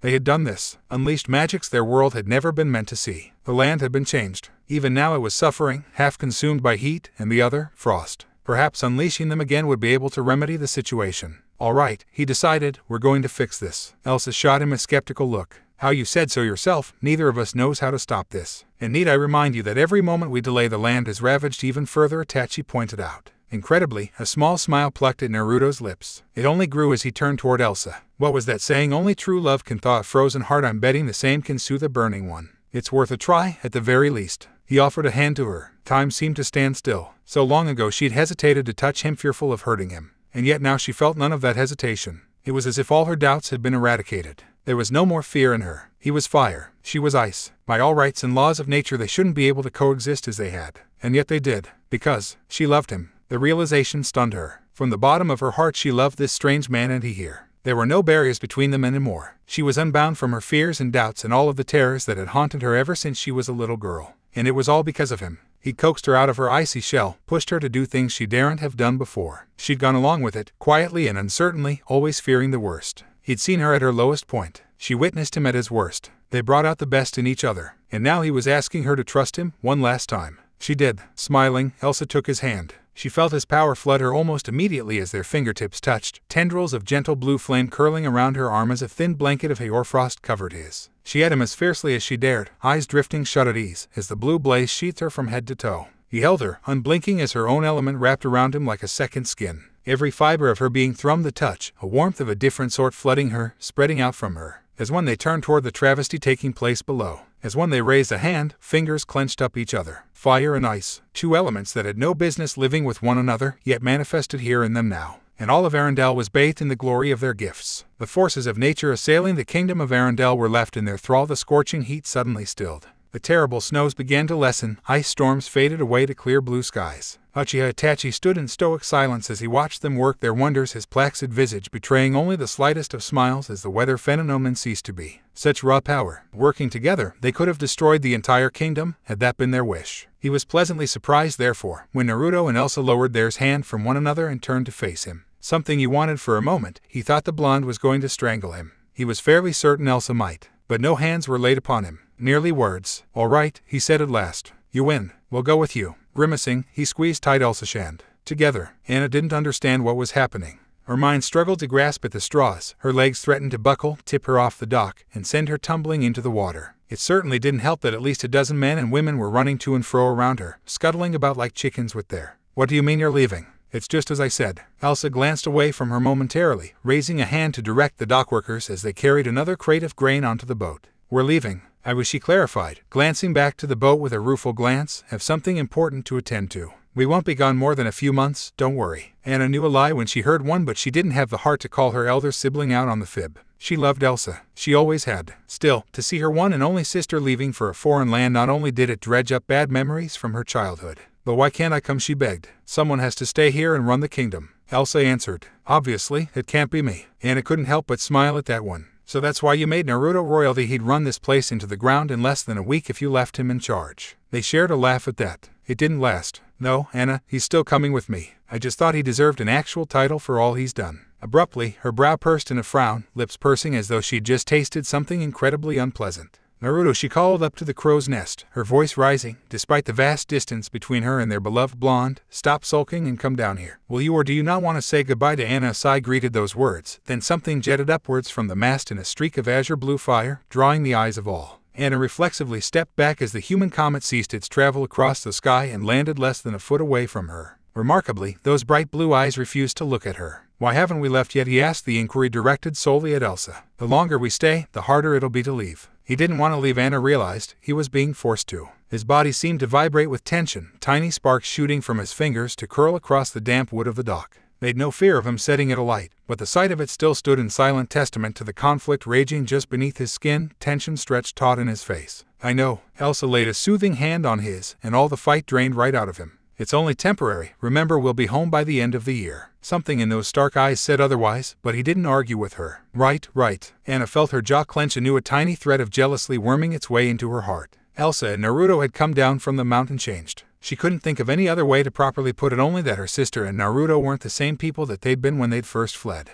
Elsa looked regal as ever, her hair down, her body shimmering in a gown of pale ice crystals. Likewise, Naruto simmered in new dark leathers and a black cape that smoldered and crackled with blue flames. His attire, she thought, was similar to those that the Rangers of the North often wore, minus the fires themselves. Clothing she could have ignored. Then there was the way they acted around one another, closer than they'd ever been before in the palace. No more awkward looks between them, no shy, subtle glances. They were holding hands, in public. Elsa seemed perfectly at ease despite the fact, well within her element, regardless of the obvious discomfort the citizens' rigid stares must have caused her. Needless to say, the kingdom was quite enthused to see them leave, if only for a short while. Arendelle had always been a superstitious place. To have two spellcasting beings departing their shores even for a brief time might give them the time they needed to adjust to idea of having a queen and king who could kill them with a flick of their fingers. Then there was the man. Itachi had bowed deeply to her and sincerely apologized for any inconvenience his presence had caused. She'd actually believed him, too. Understood. What she hadn't believed or understood, however, was why. Why was taking the last of her family away from her? He'd claimed it was for their own protection. Protection from what? She'd asked. He refused to say. Only that they weren't safe here and that it was best for both parties if Naruto and Elsa left immediately. Within moments, they would be doing just that. Soft eyes really is goodbye. Naruto and Elsa exchanged another of their shared glances, and suddenly Anna was 8 years old all over again. Alone, ignored. They'd always had a special bond, something she couldn't bring herself to fathom. Now she thought, she knew. Elsa had always hoarded Naruto to herself. He was her lifeline in a whirlpool of anxiety, an immutable pillar that held her up when she would otherwise fall prey to her own self-doubts. He melted the walls she worked hard to build around herself, understood her in ways no other could. In many ways, Elsa was the same to Naruto. A balm to his fierce temper and pessimistic nature, someone to soothe him when the flames raged. She kept him calm, in control. They truly were fire and ice. And now once more, they were leaving her behind. "What should I do?" she asked, fighting back a sob. "Whatever you want," Elsa answered warmly. There was none of the frigid tone she'd used before. Here, at last at their farewell, the ice between them finally thawed. "Open up the gates, let the people in. Let them see you. I'm sure you'll be fine. But I'll be alone without you." Her voice broke at the thought, tears glistening in her eyes. "You won't know what to do. I don't want you to go." The water seemed to thrash beneath them as she spoke, writhing like a furious child in the midst of a terrible tantrum. Focused as she was, Anna missed the small surge, failed to notice Naruto's pensive expression. She had no idea what she'd just done and likely wouldn't for quite some time yet. But Naruto did. Elsa wasn't the only one with magic in her veins, he realized, watching the waves calm. Water, the smallest of smiles curled at the corner of his mouth, unseen in its disbelief. But that is a story for another time. You have Kristoff, Elsa pointed out. Anna flushed brightly at the mention of the newly christened Arendelle Ice Master and Deliverer. "You don't know what you're talking about." That was thin ice on which she dare not tread. Kristoff was someone whom she'd grown close to in a remarkably short time, but it felt like a betrayal, somehow. She didn't know where Hans had gone or what had happened to him, but from the way Naruto had spoken of the prince, he wouldn't likely be coming back. Gods, it wasn't fair. Why couldn't she have a little happiness in her life? As if sensing that very thought, Elsa adopted a thoughtful expression. Then she smiled. "Here." She made a tiny twirl with both hands, a tiny layer of frost spilling from her fingertips and gusting out at her wills. As she looked on, it took shape, forming a pudging figure with stick arms, coal buttons, and a carrot nose. A tiny cloud of snowflake glittered over Here Creation's head, providing cool air in the warm climate of Arendelle. There was a silence between the trio, and then, to Anna's disbelief and delight, the snowman opened his eyes, raised a stick hand, and spoke. "Hi there, I'm Olaf." Anna recognized the snowman almost instantly, a figure from her childhood. A tiny gasp fled from her lips. How was this even possible? She grabbed him in a great big hug, not caring that he was cold as ice, or that she got herself wet in doing so. It was as if a piece of her past pleasant Parth had come back in physical form, reminding her of happier times. "Now you'll have someone to keep you company." Elsa smiled at the scene. Naruto guffawed, laughter filling the air. "Well, since when can you do that?" Elsa colored prettily under his praise. "You're able to create creatures with your flame. I thought it was worth a try to see if I could bring something to life." "A fair idea." Naruto touched a hand to Samehada at his back, considering. Perhaps there were still new limits for him to break, greater heights to which his flames could ascend. Who knew his new blue flames were a far cry from the original orange inferno he'd wielded before his fires, now a mix between the two? Could he become stronger? Still, who knew? It was a surprisingly pleasant thought. If he was stronger, then he'd never have to fear for Elsa or himself again. "Your Excellencies," Itachi said, appearing like a ghost in at their elbow, "it is time to depart." Just like that, the pall of departure dropped down on the trio once more. Even Olaf's perpetual cheer couldn't sway the mood. Naruto blanched. Right, that. They shared one last embrace, just the three of them. Anna wanted it to last forever. But, as all good things must, it ended. Far too soon for her liking. Elsa was the first to step away, though she seemed to be hurting the most. Naruto held on a few seconds longer, his strong arms wrapping her in warmth and comfort. A lone tear rolled down his cheek, evaporating before it could strike the dock. Anna nuzzled deeper into his a final act of defiance as she held him for what she feared might be the last time. He was like a brother to her. No, more than that. She didn't want him to go. "Naruto, please." But, just as Elsa had, he retreated. Then, he surprised her. Holding her at arm's length by the shoulders, he leaned forward and pressed his lips to her forehead. It was the of a brother to a sister, and Anna felt yet another pang of grief as she realized that she would be forever delegated to that role. Elsa had something she didn't, something she would never have. She had his heart. She'd always had it. Now they were leaving her behind, not alone perhaps, but behind nonetheless. "Stay out of trouble." Here he thumbed her chin up, allowing her to meet his eyes. Then his gaze cut to Olaf. "I'm counting on you to look after her." "Yes, sir," the snowman saluted comically. Naruto seemed to consider that. Then he raised his hand, opened a palm, and exhaled.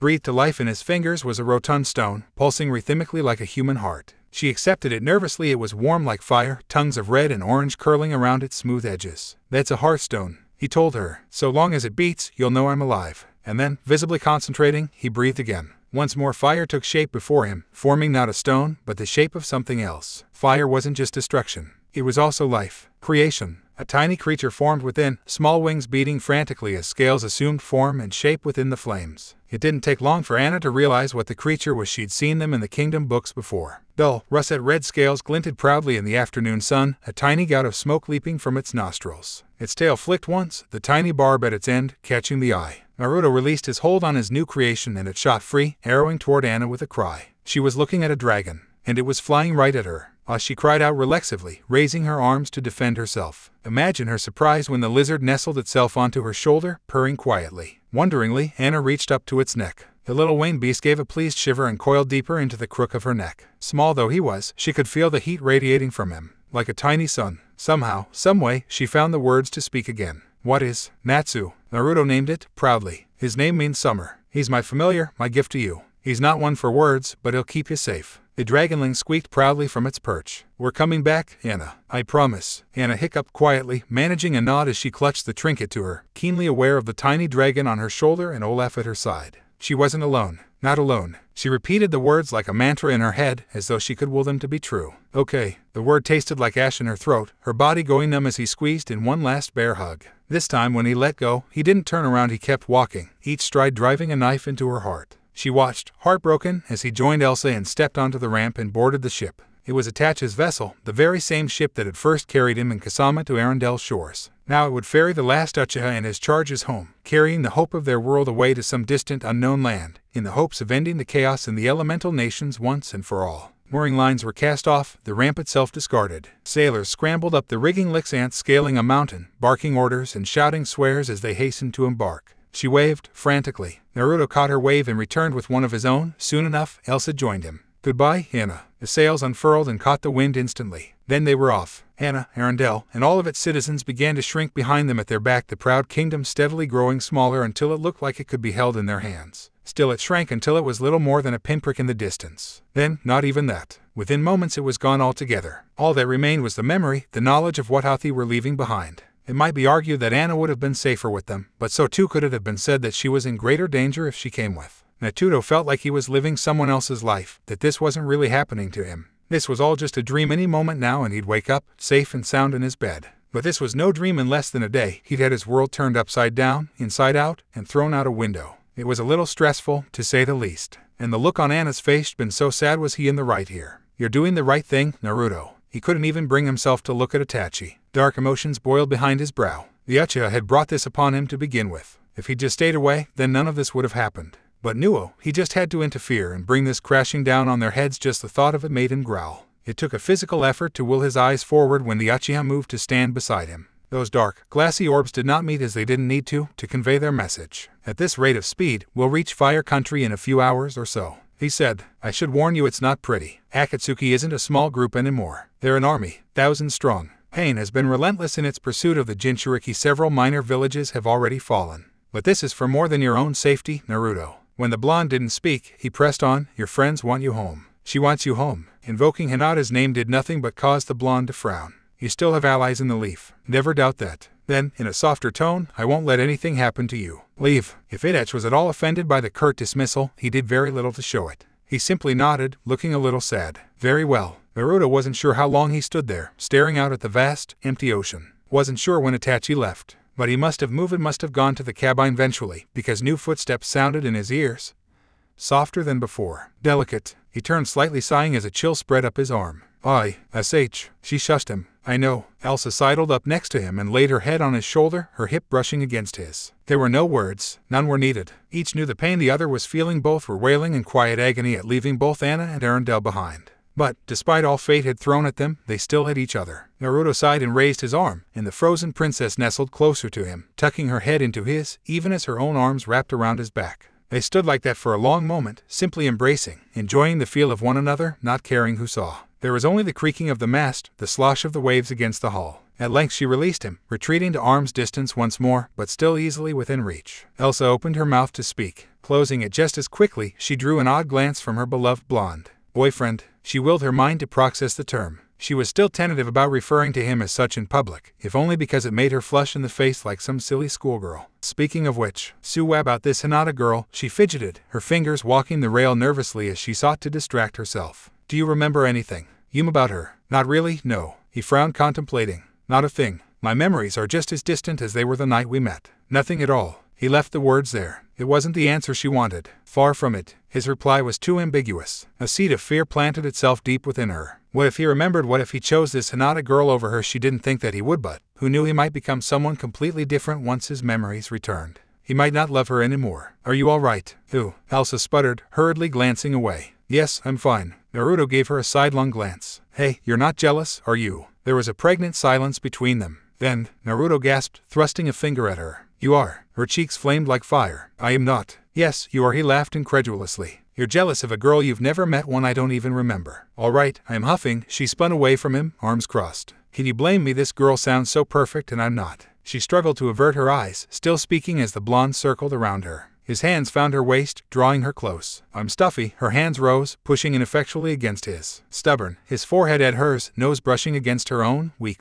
Words died and her world fell away as his mouth molded against hers, turning her knees to jelly. "Ew." Finally, they had to breathe. "Elsa, I love you," he whispered, pulling away. "Why would I leave you?" The flush deepened and, reflexively, she started the list. Anwa. "I'm pushy, insecure, terrified of responsibility." He had her again. "And I hurt you, and another. I don't know what you see in me." Suddenly, he stepped away. "Don't believe me." What are you doing?" Clearing his throat, he did something that he hadn't done since they were kids. He began to sing. Let her burn, she's no longer my concern." The note started off slow and deep, brimming with power and passion, building as he delved deeper into the song. Let her burn, time to show the world what I've learned." Taking hold of her hand, he drew her close, his lips brushing hers. "I don't give a damn any more. Let her burn, he cackled out as he danced away, drawing a small smile from the queen. "Let her ashes fall to the floor. I don't care what she's going to say." And then, abruptly as the song had started, it ended. "All right," she gasped, breathless in his arms. "Yao you win." Twirling backward, twin fires conjured themselves into his palms, vanishing as he crushed them out of existence into his palms and swept her up into his arms. "These flames never bothered me anyway." Then, they came, stronger than ever. It made the others pale by comparison. Fiery sparks shot up her spine and into her skin, tracing across her flesh fiercely. Love. They were such love and ease that Elsa wanted to melt into a puddle, to slip away and cease to be. And then she wanted something else. Her hands pulled at the lapels of his jacket, pushing him down, fumbling with his clothes. He let her, yielding to her firm, incessant ease, her tongue tangling with his. She didn't care that they were exposed here on the deck, that she'd never done this before. She wanted him. She'd never been more certain in all of her life. BAKRAM. A sudden and mighty impact rocked the ship. The sailor shouted and screamed, speaking too quickly to be heard. Elsa jerked backwards as if she'd been burned, gasping for air as common sense, and the smell of gunpowder in the air alerted her to what was happening.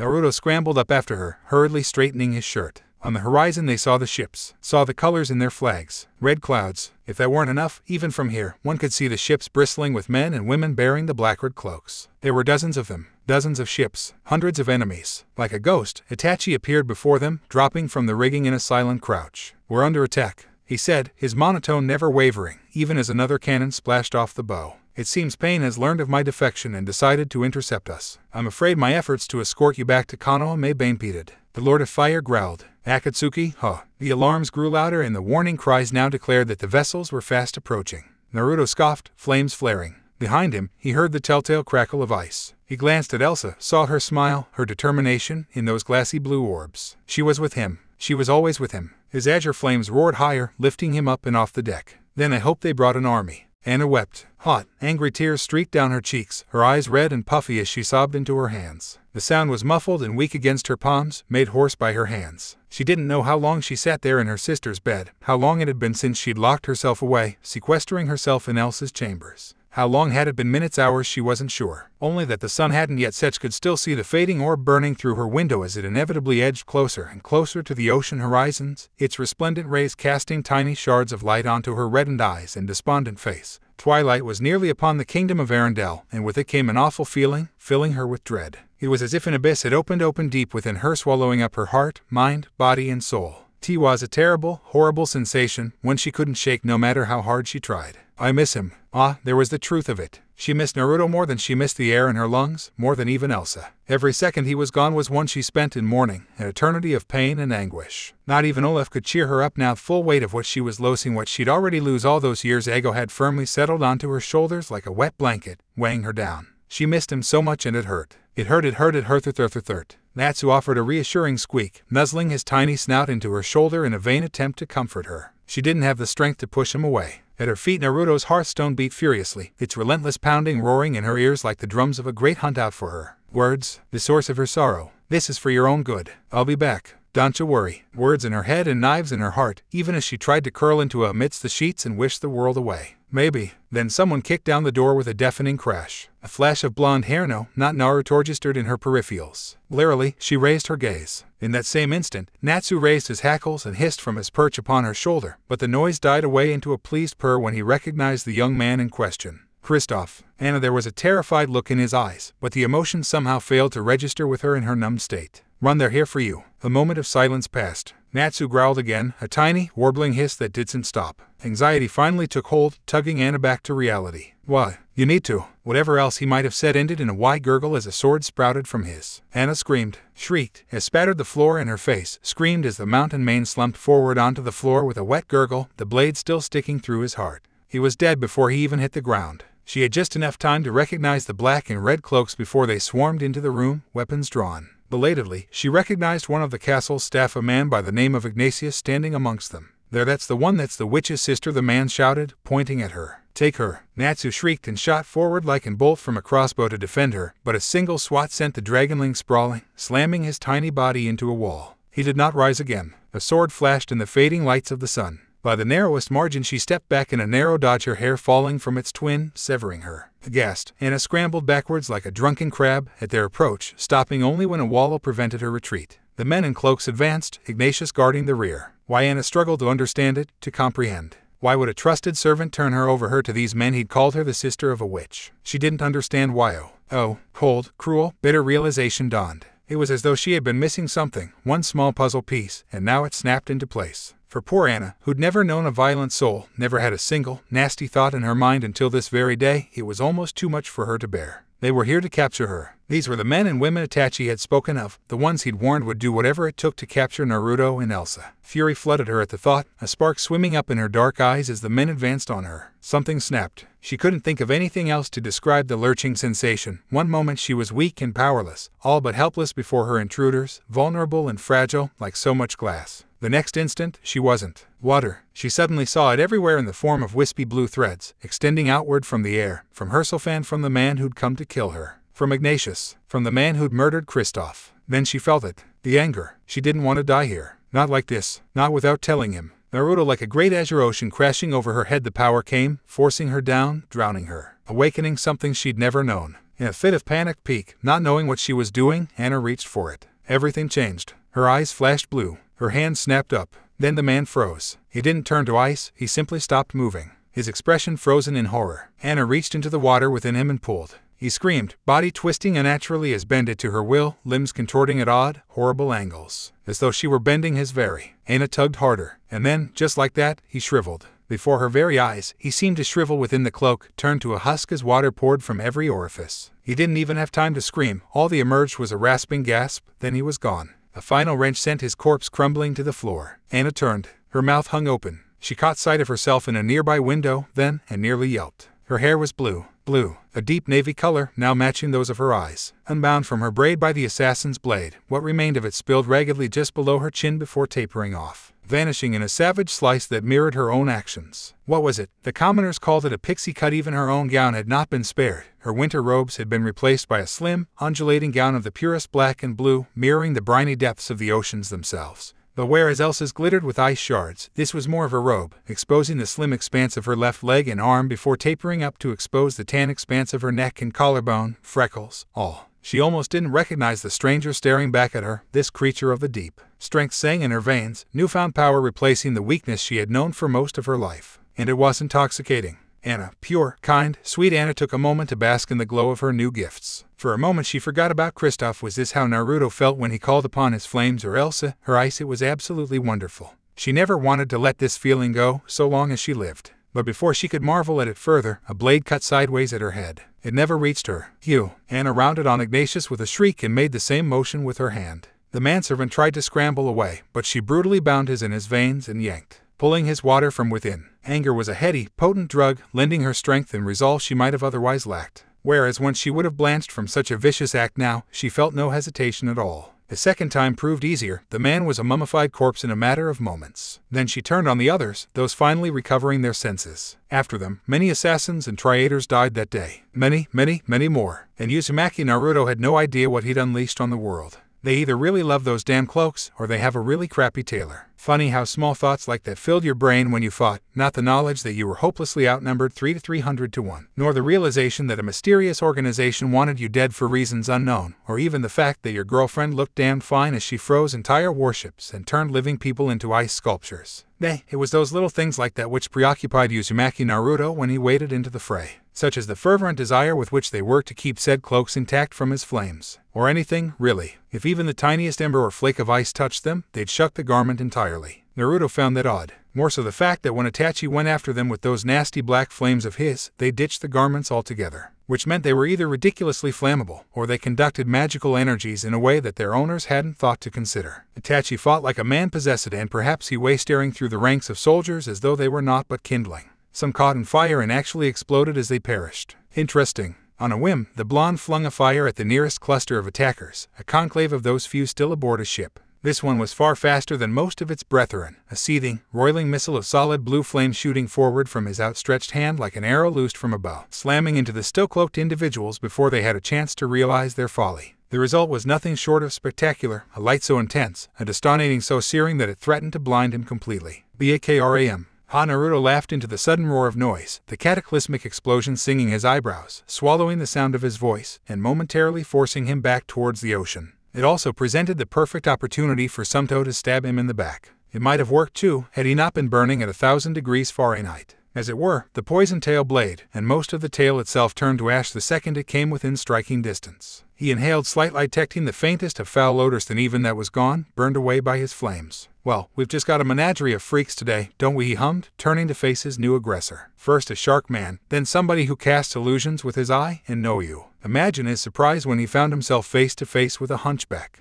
At least, he thought it was. If the creature was indeed a man, then it was ridiculously short and deformed, though the shattered remnants of its tail suggested it was artificial in origin. Puppet. The word leapt from out of nowhere, evoking a strange, odd, and eerie sense of familiarity. He'd seen someone use one once. Kankuro. Naruto cringed. What was that just now? Were his memories really coming back? He instinctively expelled the last word as the puppet tore free its beard and fired a hair of needles at him. He instinctively spiked his flames still higher in response, the now black-blue inferno incinerating the poison Senbon before they could reach him. Then he retaliated. Fire coiled along the length of his arm as he drew the limb back, like a crossbow ready to fire. In his mind's eye a path opened, a conduit by which he could channel the furious inferno swelling through him. Ribbons of fire formed, dancing around his body, swelling across his wrist, towards his fist, until, finally, Hiken. With a thunderous shout, a column of living, roiling flame erupted from the young man's arm, obliterating the path before him in a scintillating cone of fire. Hiken. Elsa Fist felt rather than saw a second sun spawn in the evening sky. From her perch on the water, standing atop a frozen sheath of ice, she witnessed the spectacular column of fire erupt. Then, like a living thing, it surged forward, crashing through Naruto's unfortunate victim and 3 raiding vessels before extinguishing itself amidst the broken timbers. A moment of silence passed, the battle raging around her falling on deaf ears as she saw him standing amongst the embers, his arms slowly solidifying once more. Her heart skipped a beat, her cheeks flushing slightly as she casually turned and disemboweled another attacker with a flaming sword. The ease and act of conjuring the weapon and carving a man in half weren't what aroused her so, rather, it was the simple ease with which he'd done both. Sometimes she'd forget just how incredibly powerful her boyfriend truly was. Among other things, her cheeks colored even more deeply in remembrance, both in anger and embarrassment at what the Akatsuki had so savagely interrupted. The gullet was also enough to remind her why she was so angry in the first place. She had been this close to having everything she'd ever wanted with him, there on the deck, and then sodding imbeciles had ruined everything by attacking. She would have her retribution. Wiggling her fingers, she froze another pair of hapless soldiers before they could strike at her unprotected flank. Deprived of their footing on the stormy seas, the duo immediately sank, plummeting to their doom in the briny depths below. Elsa dropped. She obeyed Naruto's shout without hesitation and fell flat onto the ice, unflinching. A secondary cone of fire roared overhead, slamming into a strange, scythe-bearing man who'd tried to take her unawares. Caught by surprise, the silver-haired Akatsuki was flung away into the wreckage of a nearby vessel, howling colorful obscenities as he went. Naruto bounded after him a moment later, just as the man extricated himself from the rubble, leaving them to collide in a spray of sparks and steel. Hiralianot's scythe-bearer started laughing. Uzumaki Naruto. That'd be me, yes, he remarked as they traded blows. Underhand, overhand, block, parry, twist, riposte. His solid bar of fire smashed against the man's eerie, trip-pronged scythe again and again and again, each time coming a little closer to drawing. She had the worst feeling what would happen if it struck. You have no idea how much I've looked forward to this. Which I could say the same, but I have no idea who you are. That wiped the smile right off his face. Naruto stared hidden in the eye, and then he did the inexplicable. He laughed. Say, he began benignly as the flames roared higher around them. Can you breathe without oxygen? His head had aced, like a dog listening to a new sound, smell. I can. I'm heat, fire, flames. I don't need air, not in the way that you do. He waved to the burns, lining the man's arm. You'll run out before my flames do. You're mortal. You have to breathe. But, see, I've been turning up the heat for about a good minute or two now, which means you should be running out of air in 5, 4, 3, 2. The Jayanist had just enough time to curse and swing forward. His scythe turned to slag in his hands, melted by the intense heat of the pyrokinetic blonde hovering before him. And then the flames only burned brighter, blinding, searing, scalding. Then the air left his lungs, choking, cloying. His head flew from his shoulders moments later. Elsa watched it all studiously, saying nothing. Not bad for a first date, he remarked wistfully, darting back towards her, alighting effortlessly with his flames. Date, she sputtered. This is hardly what I had in mind. Same here. He chuckled. Well, duty calls, I suppose. He merrily blew her a kiss before returning to the fray. Naruto was, thus far, quite satisfied with the results of his work today. All, save one. He wasn't satisfied with Sasori's resilience. The puppet man had given an annoyed grunt at its second failed attempt and retreated, skipping backwards with remarkable dexterity for someone so stout.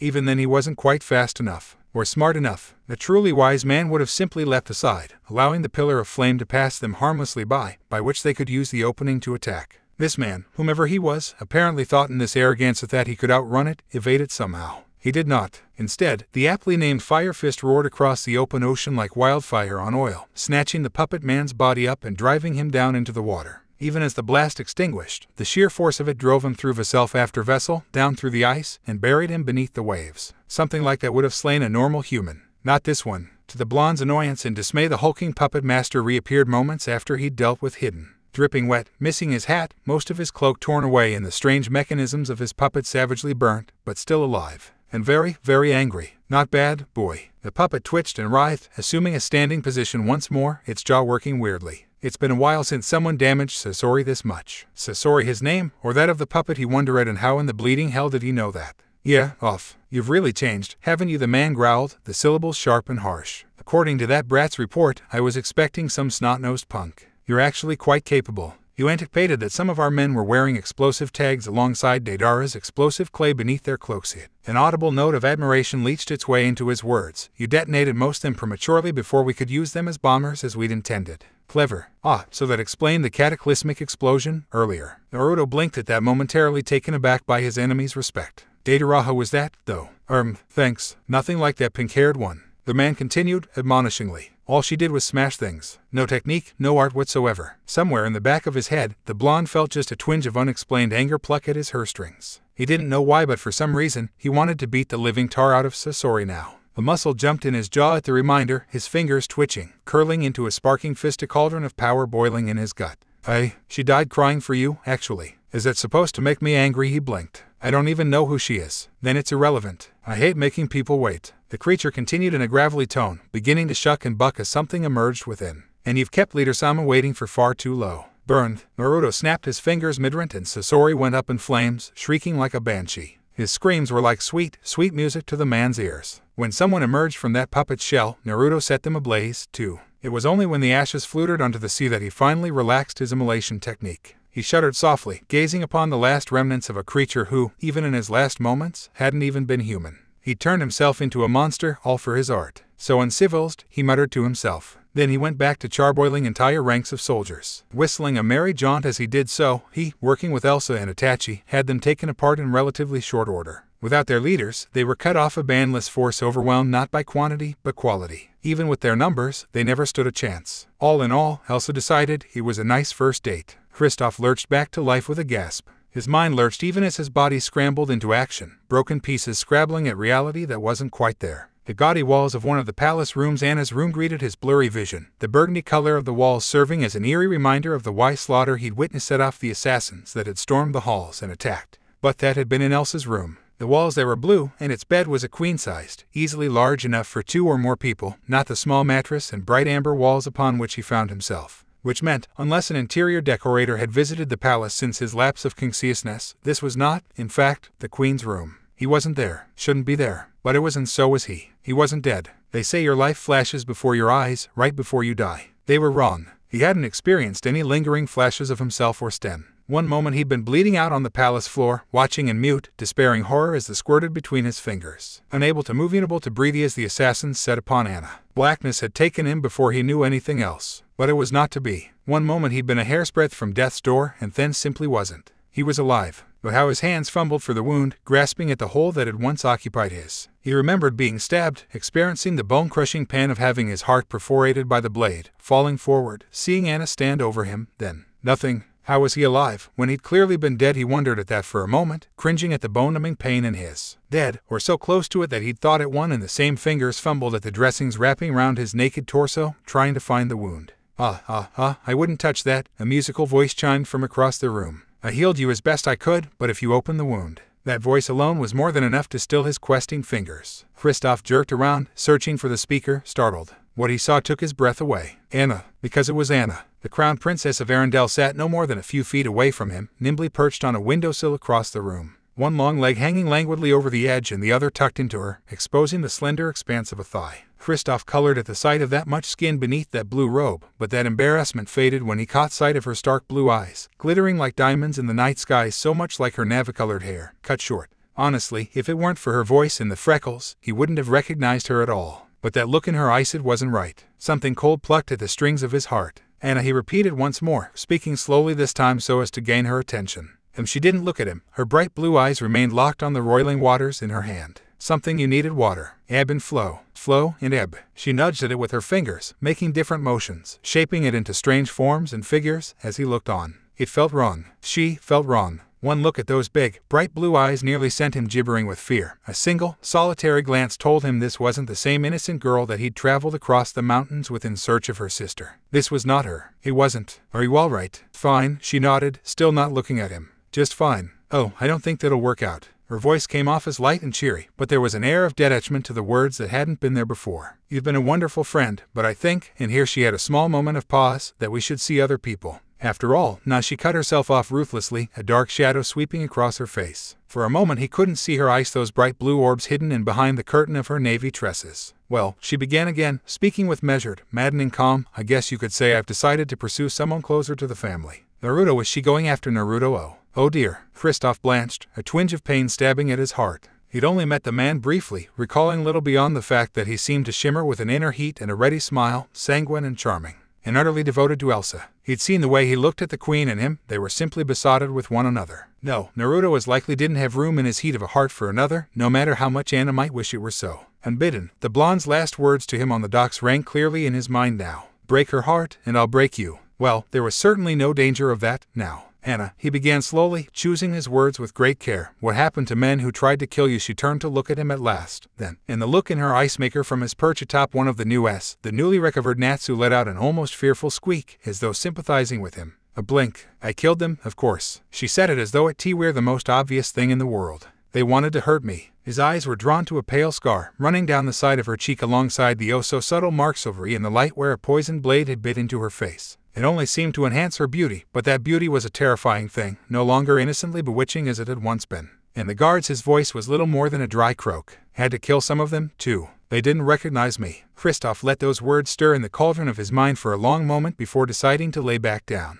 "I'm just going to go back to sleep now." Anna barely nodded, her attention already elsewhere. Dimly, he became aware of another presence in the room. A guard. He couldn't see the man's face, but he could hear him. "We are nearly ready for the voyage, my lady." The man spoke, sounding strangely hesitant, reluctant even, as though he feared angering her. But, given the season, travel to the elemental nations might take many days, even with the maps provided. "How many days?" Anna asked, her voice sounding very, very far away. "At least a week, given our choice of craft. Even the best of our vessels lack the speed of Lord Attach's galleon. They will have a sizable head start, and without the proper maps. But it can be done." "Yes, lady." "Yet you think it too great a risk." It was not a question. "I do not wish to presume lady's wishes, Beautice." Anna made a small humming sound in the back of her throat, as though his reply pleased her. "Very good, Captain. You are dismissed. I will bring you my final decision before the tide. Does lady desire some tea while she waits?" Another hum. "Make it so." And then all Kristoff knew was the blissful sleep of slumber. The ensuing journey to Konoha was wretchedly horrid after the naval battle.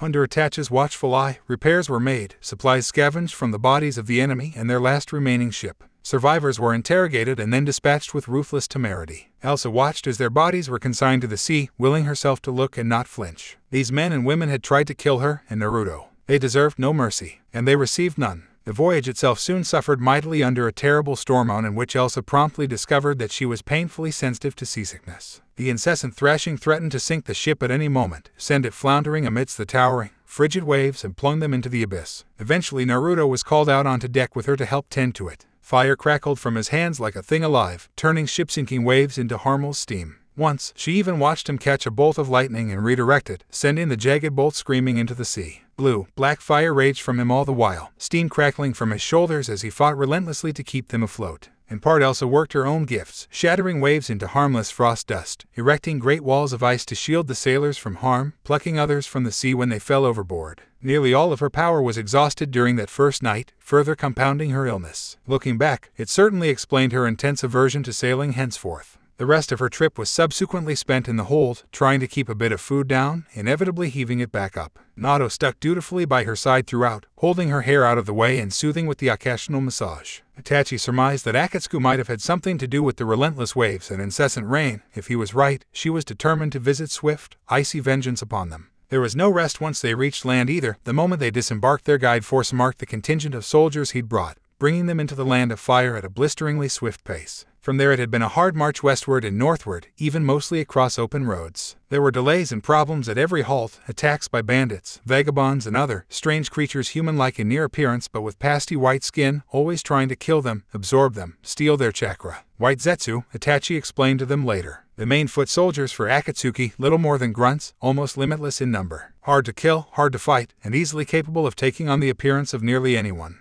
They were dispatched with fire and ice, immolated, and left to rot in the evening. Worse, by then, it had begun to rain. Again by then, Elsa was thoroughly miserable and there was nothing anyone, Naruto included, could do to warm her spirits. She didn't even speak to him, which was her despondency. When, at long last, they finally made camp and pitched tents for the first time, she all but threw herself onto her bedroll. The pleasant scent of dinner reached her nose, but at that moment, she wanted nothing more than to be warm and dry. Her ice was good for that much at least, forming a protective sheath over the already damp fabric of her tent. Meh, the cold never bothered her anyway. Getting wet, however, was another matter, one of the few things her element couldn't aid her in. Finally she cried softly, delighting in the subtle comfort of her sleeping bag as she let her hair down. It came loose around her shoulders in a tangled mess, causing her to curse quietly. She hadn't had time to wash it during the journey and now it looked awful and she, without a brush. Briefly she considered divesting herself of her gown, but decided against it. Shucking, it might be nice, but she had no desire to be seen naked by the men of the camp. Well, at least not by anyone other than Nammaker Almighty. Where did that come from? The sudden and treacherous thought brought a rising swell of heat to pleasant places, reminding her of their brief dalliance back upon the ship. His questing fingers, stop, the queen quietly cursed herself. She shouldn't want something so badly, but she did, and she was beginning to fear that her relative's silence had driven a wedge between them. As if summoned by that very thought, her beloved blonde poked his head inside. Elsa, you and hero. Beneath his disbelieving stare, Elsa felt herself begin to burn.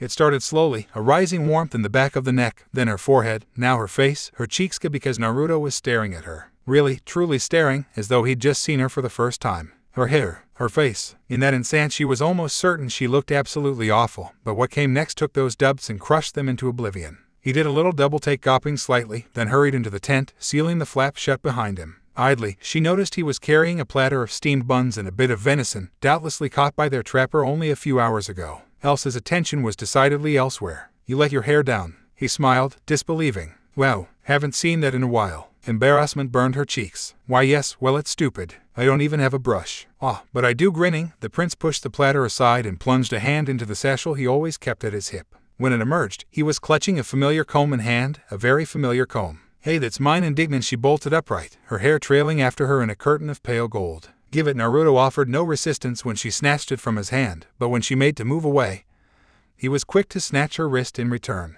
Those bright, burning blue eyes danced, reflecting a sentiment she secretly shared. Grinning, Elsa gave him a hard shove and realized too late that he was still clutching her arm. They went down in a sprawl of arms and legs, shrieking. A squeal of laughter leapt from her lips. Naruto. Of course, he could have easily overpowered her, but he didn't. Instead, Naruto let her have her way with him, offering only a token resistance as she pinned his arms behind his head. Elsa frowned. No, she didn't want his weakness. She wanted him to fight her, to resist her, to challenge her in every way, as he had before. Not like this. She wanted the boy she'd fallen in love with. Not this stranger. Whatever he was plotting, she wanted no part of it. Almost cursing herself, she clambered off of him and scooted backwards. Naruto gave her an odd look. She willfully ignored it. Something wrong? No, it's nothing, she replied. Shrugging, he moved behind her and set to work on her hair. I can be gentle sometimes, Titebeo. Gentle. Her eyes glimmered wetly in frustration. She didn't want gentle, she wanted the fire and the flame. She wanted him. You're impossible. You know, thought of Elsa's immediate dismay. She found herself purring like a contented kitten as the brush to her scalp. Oh, yes, right there. That's the spot. She always loved it when he brushed her hair, it just felt so wonderful. He hadn't done it since they were children, and to once more experience this wondrous, glorious sensation. Naruto's quiet chuckle rolled over her, sending her skin rippling in goose flesh. What can I say? I always come prepared. His breath was warm on her neck, dark and insidious, and it spoke to the blackest parts of Elsa's soul, promising all sorts of sweet, horrible, inappropriate things. Unbidden, her mind flashed back to the interrupted moment of intimacy on deck. His arms wrapped around her, the delicious warmth between her legs, a rich, heady feeling she'd never felt before, never dared to feel. And now, damn it all, she was experiencing it again. All the while, Naruto quietly administered to her hair, seemingly unaware of the effect he was having on her. Or did he? Of course, it hadn't taken Elsa long to discover the ways in which Naruto was handsome. That devilish, knowing smirk, the way his eyes twinkled when he was planning mischief. The infectious laugh, the one that lit up his whole face and shook his body with mirth. The sheer physicality of him, his complete and total comfort with his own body and his willingness to use it, his assurance in his own strength. That voice, of course, smoke roiling through honey that purred such dreadful, toe-curling things in her ear while she tried to work or think or read or do anything, really, that did not involve Naruto and some sort of mischief. His hands, slightly larger than Elsa's own, with their scarred knuckles and rough nails, fingers strong and calloused but as capable of being gentle as they were of leaving bruises. Those same hands, now massaging at her shoulders, easing away the awful knots there from a hard day's march. When he laid his lips on the back of her neck, something broke inside of her. All the feelings that she'd worked so hard to lock away, even after his confession, for fear of what might happen, came pouring forth. She spun around in his arms, startling him when she leaned forward, crawling into his lap.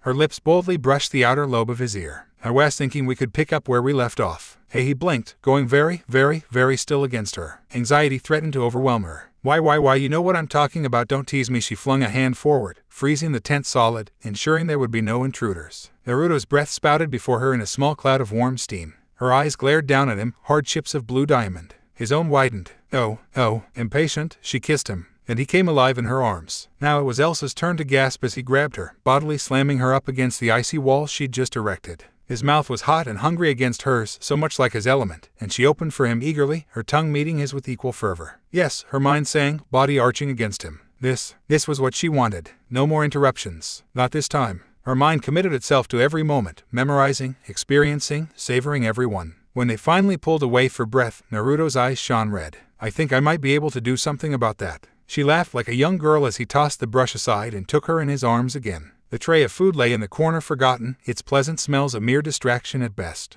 Because Elsa had other things on her mind. Inexperienced as Elsa was, she started slightly when his hands peeled away the thin fabric of her dress, warmed against her back, exposing herself to him. Yep, her first instinct was to immediately stop what she was doing and cover herself. That desire faded as she felt him take hold of a breet and put his mouth there. It choked out of her. "Why, what are you doing?" Naruto sighed and ran his fingers through her back in slow, circular motions, occupying his mind as best he could. Elsa smiled and turned toward his touch, her cheek brushing against his just in time for him to kiss her on the nose. She snuggled closer to him, making no secret of her desire for him, her fingers working at the leather straps of his vest. It wasn't long until he joined her in nakedness. It was rather difficult not to drool, to marvel at him, to fret over the patchwork of scars on his, the gaping tear where something had nearly stabbed out his lung. She wanted no gentleness, and he complied. Delicate membranes had long since been stretched by hours of combat, leaving only pleasure instead of pain as he entered. And Elsa savored every moment, moving against him. Her hips rocked slowly against him, savoring each moment. She paused, memorous visions flooding in a warm rush. Languid morning spent abed, slowly exploring to find new nuances in each other's bodies. Being taken and marked, quick and hard, in a dressing room, over her half-hearted protests. The simple comfort of a warm, soft body nestled against her own, strong arms around her. What remained of his control was slipping from his grasp.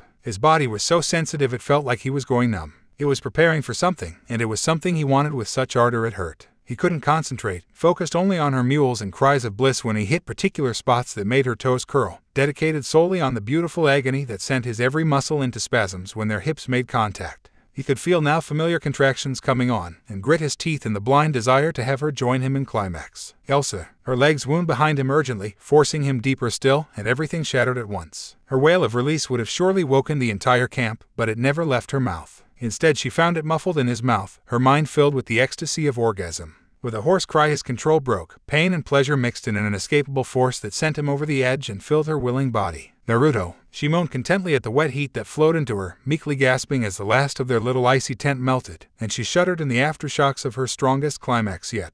He collapsed on top of her, their glistening skin rubbing frictionlessly together as he rested his head on her, heaving while they both tried to catch their breath. His weight was nothing to her strength, and she quite enjoyed the feel of him resting on her ass. She smiled down on him when he looked up lovingly, and he gingerly wiped some of her sweaty hair off her forehead. "I love you." It snuck out of her in a rush as they lay there, her heart betraying her. Naruto's reply, accompanied by a bright, warm smile, did nothing to assuage the sudden pang that seized her heart. "I love you too." And then everything changed. They reached Konoha the next morning. As ever, the sun was obscured by the gloomy clouds. The weary trek to the gate seemed to place an invisible burden on her, her shoulders tensed with the effort of not standing. She didn't want to be here. Itachi had told her she was here. The girl who loved Naruto, nearly more than life itself. That she honestly hoped to compete with a love like that she was determined to try. But the fear, it was always there, frosting at her fingers as she struggled to rein herself in. "Well," Naruto gulped, "I guess this is it. Not too late to turn around, is it?" Itachi offered a wan smile. "I'm afraid not. You'll do just fine, Naruto-kun." Elsa was not fine, not at all. "Relax," she told herself, "just relax, it'll be fine, just fine. Naruto loves me. He'd never betray me." Almost before she knew what was happening, the mighty gates swung open. Several shinobi were waiting for them, some of Naruto's friends perhaps, but her eyes locked up on one, and in that instant, she knew. Curse her luck, there she was. Elsa stood opposite him, icy disapproval still radiating from her like a roaring blizzard. He ignored the frosty gaze and simply examined the newcomer, trying to get a feel for the kind of woman she was. And then, out of the blue, it happened. Just like that. There was no one of a warning, no precursors to the actions that the Paleid Hyuga would take. There was nothing. None at all. It simply happened. She stepped forward, took him by the face, and kissed high. No, the frozen princess drew back in shock, almost unable to believe what her eyes were telling her. What she was seeing. The bag and the items it contained slipped from her numbed fingers, crashing to the ground. All thoughts of taking this first day off in the village, of spending time with Naruto, evaporated as she stepped the rest of the way through the gate. As she saw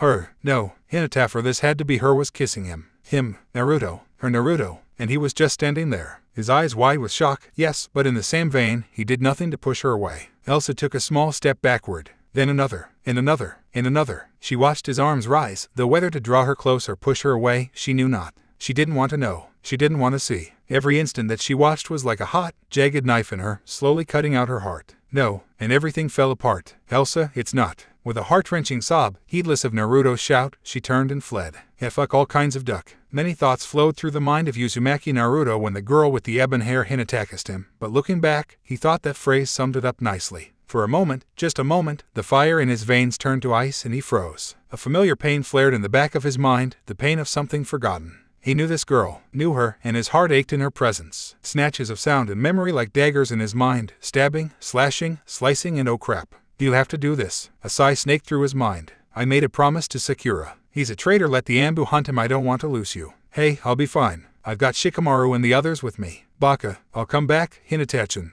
You better. Her lips on his, desperate, hungry, fierce, fleeting. I love you. You know that, right? Pale orbs, once so shy before that fateful confession, warming him now with the heat of her ardor. Her love for him is fierce as flame, and he loves her for it even more. He laughs, his hand moving to cup her cheek, sighing now as she nuzzles into that palm. Love you, too. No, he hissed to himself, struggling to shake free from his past. I don't want to remember this. Part of him did. The rest didn't. For a moment, just a moment, wondered if it might not be so bad to think, to remember. To lose himself in the cloud of memory and just let it all come back. Dive into those happier times and never emerged. Fall into the waters of his past and simply let it all wash away, recall everything. Then he saw Elsa. No, anger sparked, flared up, breaking the ice. The past was just that. His past. Hinata was. Elsa was his future. His life. Love. Everything. She was fragile just like him, but that was okay, because they were both broken in their own odd ways, twisted and warped by their pasts and families both. With this final resounding thought, he took his past self, his memories before Elsa in hand, and he crushed them, pushed them back, buried them so deep, refusing to look at them ever again. Never again. Get the hell off me. Well, a new voice barked. Naruto, it's only Hinata, she's not going to hurt you. He caught sight of a brown-haired boy, skimming over his feral features at a glance. Kiba. The name sprang to mind even as the Inuzuka struggled to calm him, only to be met by a wall of fire. What the hell? Lightly singed, the shinobi staggered back, hurriedly patting himself down, throwing off his jacket to extinguish the flames. Naruto's mind seethed at his skull like a caged beast desperate to escape, his thoughts blending angrily together as Elsa got further and further away. Leave me alone. A wall of concussive heat shot forward, knocking everyone backwards, everyone crowding on him, trying to speak with him because he didn't want to hear them, didn't want to talk to them, just needed to get away. Enough. Someone was barking, shouting orders over the din of his flames, someone he couldn't see in the inferno. Kiba, retrieve the girl and bring her back. Tell her it's a misunderstanding, preferably before Naruto burns down the village. But Asuma said, go. No. Snarling, Naruto shunted the last of his half-remembered memories aside and shoved the girl in his arms, propelling her backwards. That look of confusion, shock, of hurt, almost froze him again. Almost, but not quite. Elsa's sob hurt even more, the sight of her turning, fleeing, running. Fire in him flared even more brightly when Hinata tried to come back, tried to step into his arm and speak to him.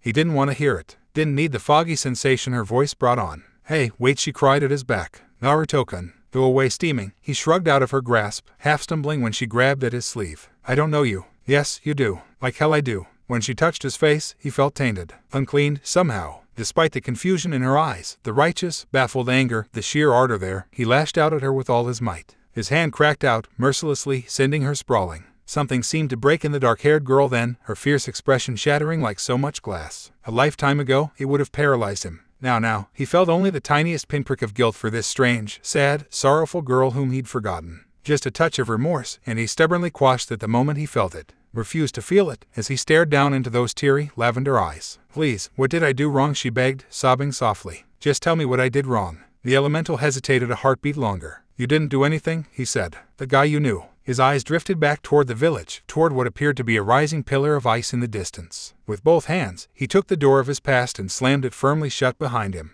His feet carried him forward slowly at first, like a train building steam, then he was moving. Jogging, running, his future ahead of him, his past fading at his back. He died. In a jet of flame, he took flight and departed. For only the second time in her life, Elsa ran from Naruto. Her heart lurched even as her body scrambled into action, broken pieces scrabbling at reality that wasn't quite there. She pushed past unfamiliar faces, darted through crowded streets, all the while consciously aware of the burning heat in her face, the pain in her eyes as she cried icy tears. One poor sod didn't get out of her way fast enough. Her shoulder brushed his and the poor fellow found himself frozen solid in the time that it took to blink an eye. Shouts and screams followed her as she fled. Kami, how is he dead? People tended to avoid her after that. She didn't blame them. The frozen man would likely live provided someone thawed him out by the end of the day. She couldn't say the same of her heart. It wouldn't. It felt frozen, hard, brittle in her, crumbling into dust with each passing second. Words in her head, knives in her heart. He'd built her up and now she'd fallen apart. Stupid, she cursed herself, powers flaring fiercely. Stupid, stupid, stupid. Had she been in her right mind, she might have balked at this because in her sorrow she was physically affecting her now. A pillar of ice rising as she stomped down, a veritable frozen tower forming for a single step.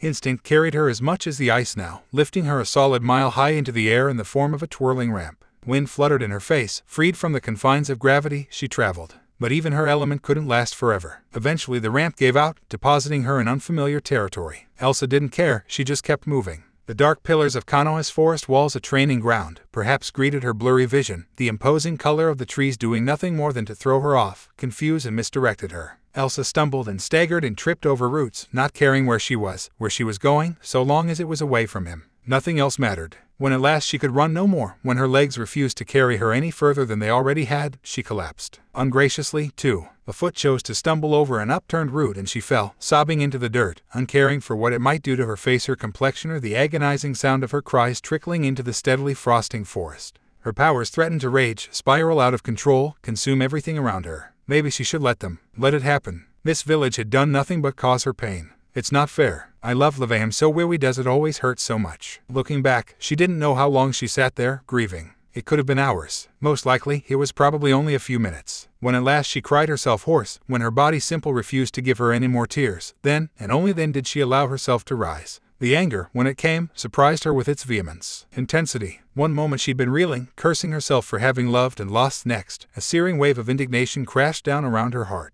A spark of atomic anger glimmered to life inside of her, heated and furious. What right did she have to him, that harlot whore? She had no right. Everything had been fine between them before she'd shown up in that damn dress. Yes, it was fine. Blessedly, wonderfully fine, and she'd been so happy, so content, and now it hurt. Seething, she created a small mound of rounded ice and sat upon it. The cold never bothered her, anyway. No, it certainly couldn't bother her as much as. Woof. Her body bristled, an icicle forming in hand as something came crashing through the undergrowth. Something large. She sat there what felt like an eternity, readying her faltering power, preparing to strike. Whatever it was, whatever strange creature was stalking her, it would not catch her unawares. The Ice Queen was determined to fight, and fight she would, until she finally saw it. She was looking at a dog. A very large dog. A great big brute of a beast with a white, snowy coat. It came bounding out of the brush before her very eyes, paws grinding to a halt in the frozen tundra. The moment it saw her it paused, hit its head, and whined, trying to make sense of her. There was just something so indefatigably human about the gesture that she let her guard down. Almost against her will the anxiety slipped away, melting through her fingertips. What? The canine nosed her hand and offered a plaintive whine, followed by a lick. A small, rueful smile tugged at her lips. I don't suppose you can talk. Another whine. Didn't think so. Despite her sorrows, Elsa smiled and him behind the ears. Hey, boy, what are you doing out here? Oi, Akamaru. Just like that, the tension came flooding back. She started at the sound from the brush, jerking upright. Who's there? It was him. The boy from the gates. Yo, he waved uneasily. I'm guessing you're Elsa. What do you want? To help, I think. The silence was telling.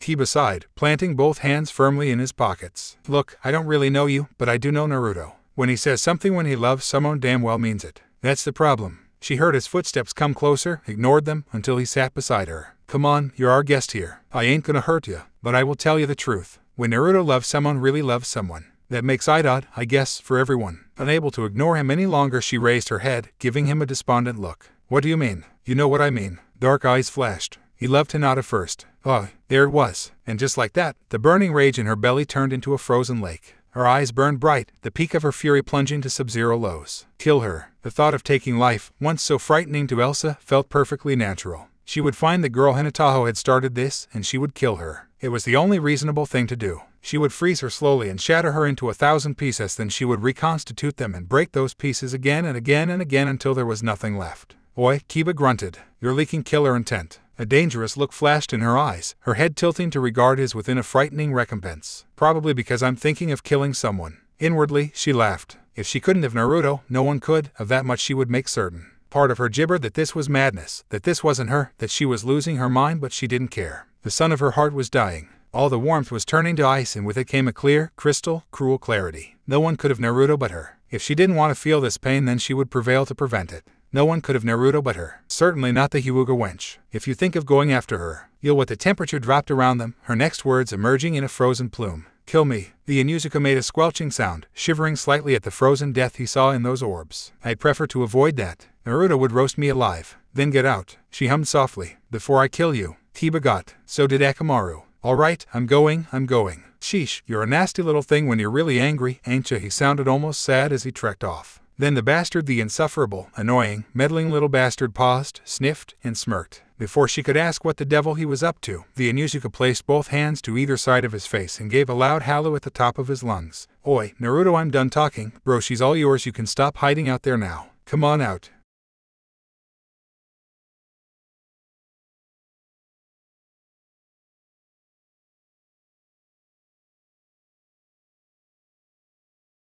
The moment she heard the new footsteps, she started crying all over again. It was too much. She just couldn't handle it. She couldn't. Elsa, She refused to so much as look at him, instead erecting a wall of ice between them in the form of a frozen line of trees. For a moment, both blondes balked at the impromptu nature creation. Goddess, her powers really were evolving, weren't they? She felt fierce, strong, wild, ice frosted at her fingertips, powerful and primal, just begging to be released, unleashed, on him. But no, she didn't want to do that. No, wait. Yes, she did. He deserved to feel the pain he put her through. He deserved it. Leave me alone. She tried to get away from him, to no avail. Will you just listen to me? Elsa started as Naruto's fist obliterated those frozen trees, turning the towering oaks to so much crumbling ash. The sudden display of violence of pain in his eyes genuinely frightened her. Flames flickered around him like a wildfire, black, purple, red, blue, gold, white, even a smattering of green. Such were his emotions, raging across the entire color spectrum. He started forward, and cringing, she shrank back. Why are you here? The own venom in her voice startled even her. I thought you were busy with her. Please, he croaked, just hear me out. I'm begging you, I don't care about her. She took me by surprise, is all. Why? The vehemence of her shout sent him rocking back on his heels. Kiba told me you loved her. A wave of ice accompanied her words, blasting him back, forcing his flames to flare and defend. Maybe I should kill her, she shouted over the clash of their elements, sobbing. I should kill her, and every Onion who tries to take you from me. Words died when he started to move. Crumpled on the ground, he found his footing. Flames flared, consuming him utterly. You ruined me, so I should kill them all. A scream, raw and angry and sad, tore itself from her throat as he strode forward into the deluge, unto her, unflinching, uncaring for the sorrow and grief hurled at him, taking it in stride. Ever advancing, ever moving. Maybe then it'll stop still. Onward he came. Maybe it won't hurt. Well then, maybe you should, Titebeo. What? The ice guttered out of her hands in the same instant that his palms closed over them. Naruto stood before her now, a living entity of fire, his eyes streaking with golden blue energies. It didn't hurt. Desperate, she tried to tug away. Naruto wasn't having it. Strong arms hauled her forward into his smoldering, refusing to let go. If it makes you happy, then you should do it. He continued, stroking the small of her back. That's all I ever wanted for you, to see you smile. You're my friend and, oh, thank you ever so much, my friend. Stop that. You didn't let me finish. His voice cracked at her like a whip, cutting through the bile of her voice. This isn't you, it's not how you feel. She laughed at that. It was a sad, lonely little sound. How would you know? You seem too busy smooching that girl to know anything about my feelings. You're my best friend, L, and I hate you. Slap. His hand came out of nowhere, releasing her waist to Karon painfully off her cheek. She gulped. Naruto had never struck her before. At least, not intentionally. As she looked on, those burning eyes faded, replaced by a pair of true blue sapphires, the ones she knew and loved. A hand rose, cupping her throbbing cheek. Despite that, she couldn't help the first words that tumbled past her lips. Why, you hit me. Yes, a blink. I did, and I'm sorry for that. You weren't being yourself. I do hate you. The words were a whisper. Yeah, you were always burning me. He looked stricken at that, dousing his flames even further, despite the lack of pain she felt. But I love you. Go away. She demurred, trying to wriggle out of his grasp. Let me go. I don't want to talk to you." He didn't budge, but he did release her. Almost immediately, she spun away, trying to ignore the words at her back. "Elsich, and I can't live my life without you. I see that now." When she didn't answer, didn't turn, he pressed his hands together. "I never wanted to hurt you. Then, or earlier, I told you to go. He did not. So, I've made a decision. I want you in my life. You, and only you. Now, and forever." He was making something, forging an item of some sort, but she was determined not to look. It hurt too much to look him in the eye. She heard the sizzle of metal being made, created in his flames, and stubbornly clenched her jaw, fighting off tears. Then, he did something strange. Instead of approaching her, he bent down, low to the ground, as though praying for forgiveness. The sheer incredulity of such an act broke through the wall of her grief and caused her to turn around. What she saw there turned her to ice. He dropped to a knee. What her heart stopped, hammered, then stopped all over again as he held out a hand. No, wait, stop, what are you doing?" Words squeaked out fruitlessly as he raised his gaze to her, because Elsa knew. She knew what he was doing, what he was saying. Becca's mama had told it was the same thing Papa had done for her, and oh dear sweet Lord, she felt like a little girl again, wishing and praying for this moment, and now it was here, and oh God, she was crying. "Marry me." It wasn't a request, it was a plea, heartfelt and sincere. Elsa felt her mouth work wordlessly. Too. All of her existence came to a head in that instant. Piece by painful piece, image by iridescent image, Elsa saw her life flash before her eyes. Saw it all. From the moment of their first meeting to now. All those years. Every one of those tender, loving moments. Instances of agony, of betrayal, of pain and hurt and love. They'd fought and squabbled and misunderstood one another, made up, and fought again. All of it had, this winding, wicked journey, had led up to this very moment. She loved him. He was her heart, her soul, her all. And she knew her answer. Yes. Strange how one word could bring such sweet, blessed relief. But it did. All the anger drained right out of her like a cracked sieve. Her hand reached out, taking the ring from him, sliding it onto her finger. It fit well, she thought, and that possessive part of her whooped in delight at the physical manifestation of their love. He was hers, and she was his. Oh, it's lovely. She took a long moment to savor Naruto's stupefied expression. He looked frozen, as though his brain had simply ceased to exist. To think, function, though, maybe he had. A thread of worry stitched itself into the tapestry of his thoughts. Just a little nervous, the Ice Queen dared to wave her hand before her beloved's face. "Naruto," she whispered. "Naruto, hello, are you in Theep?" Then he pounced. "I freaking love you, Databeo." They went down in a tangle of arms the moment they collided, her squealing, he laughing. All the tension between them shattered, burned, and turned to ash. She wasn't sure who landed first, only that someone did. A moment later they were bound up in one another, tumbling. Ground gave way beneath them and away then went, rolling down the bank, into a nearby stream. When at last their wayward tumble had ceased, Elsa found herself atop her beloved blonde. He lay beneath her, the water and smooth stones smoldering slightly, blue eyes glinting in the fading light afforded by the thick leaves of the forest. Then he did something very strange, an impish grin lightening his whiskered cheeks. "Do you want to build a snowman?" He pointed at the riverbank. Elsa nearly burst into a fit of hysterical giggles when she realized what he'd meant. Her joyous outburst had not only frozen everything but the stream in which they lay. The babbling brook ran harmlessly on amidst the thick snow conjured by their conflicting elements. She suddenly felt 12 all over again. But she wasn't 12, and after yesterday, she was all too keenly aware of his flushed face, his hard body against hers, those strong arms rising to cup her hips. "No," she decided, "I think I have something better in mind." "Oh, do tell me," he grunted in surprise. "Well, that's very persuasive, much better, than building a snowman, but I've got one better." He rose to greet her, his lips touching hers, then her neck, her fingers teasing her ass through the thin dress. Elsa moaned softly as she felt her nipples grow hard under his gentle touches, desire peaking like an ever-growing wave beneath his ministrations. "Oh, stop teasing me, but I'm so very good at it," he teased, fingers reaching up to twine through her hair. The braid fell away almost immediately, freed her flaxen tresses to tumble down her back in all their great golden glories. Elsa found herself laughing, burying her own hands in the shaggy mop that served as his own hair. Perhaps she should leave it like this. Yes, Naruto really did have a thing for long hair. Smiling, she leaned down to kiss him again, her mouth molding to his, mind willing the frozen dress and his leathers from her body as she began to grind against him, consummating their impromptu vows. With that, Elsa realized it was official. She was engaged to be married. To him,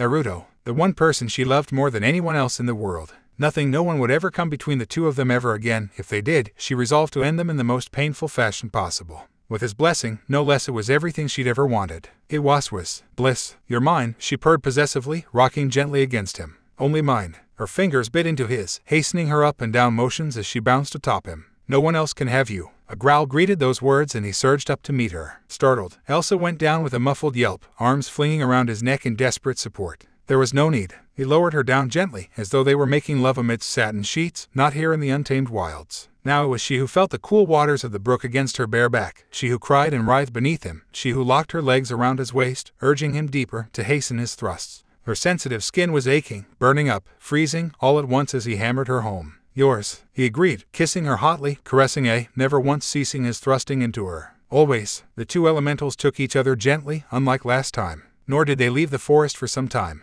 They spent the next few hours learning every intricacy of one another, exploring every nook and cranny. Time was taken, given, received. No rush, no hurry whatsoever. Let the old village worry and fuss and fret over their disappearance. There was only him, only here. Only the here and now as he emptied his seed into her, as her tongue tangled with his. Gentle cries of all too happy delight spilling out amidst the shivering branches, the very air vibrating with the intensity of their love. Elsa liked it, loved it. She wanted it to continue. Forever, fire and ice. Were one to look at Konoha's forest, these would be the first words that came to mind. Simultaneously frozen and scorched, the landscape looked as though the very forces of chaos itself had swept forth from heaven and hell to reshape all the land. Like an elemental firestorm had ravaged the woods, only for a fierce blizzard to sweep past and freeze them solid. But were one to look closely enough, they would still see the flames, glimmering against the ice. Such a phenomenon ought to have been impossible, of course. It was simply improbable for such contrasting elements to exist in such close proximity to one another, let alone remain stable. Yet here it was. There was a certain clarity to it, Pain thought, as he observed the crystalline forest below. He observed the ice, shimmering with flames from within.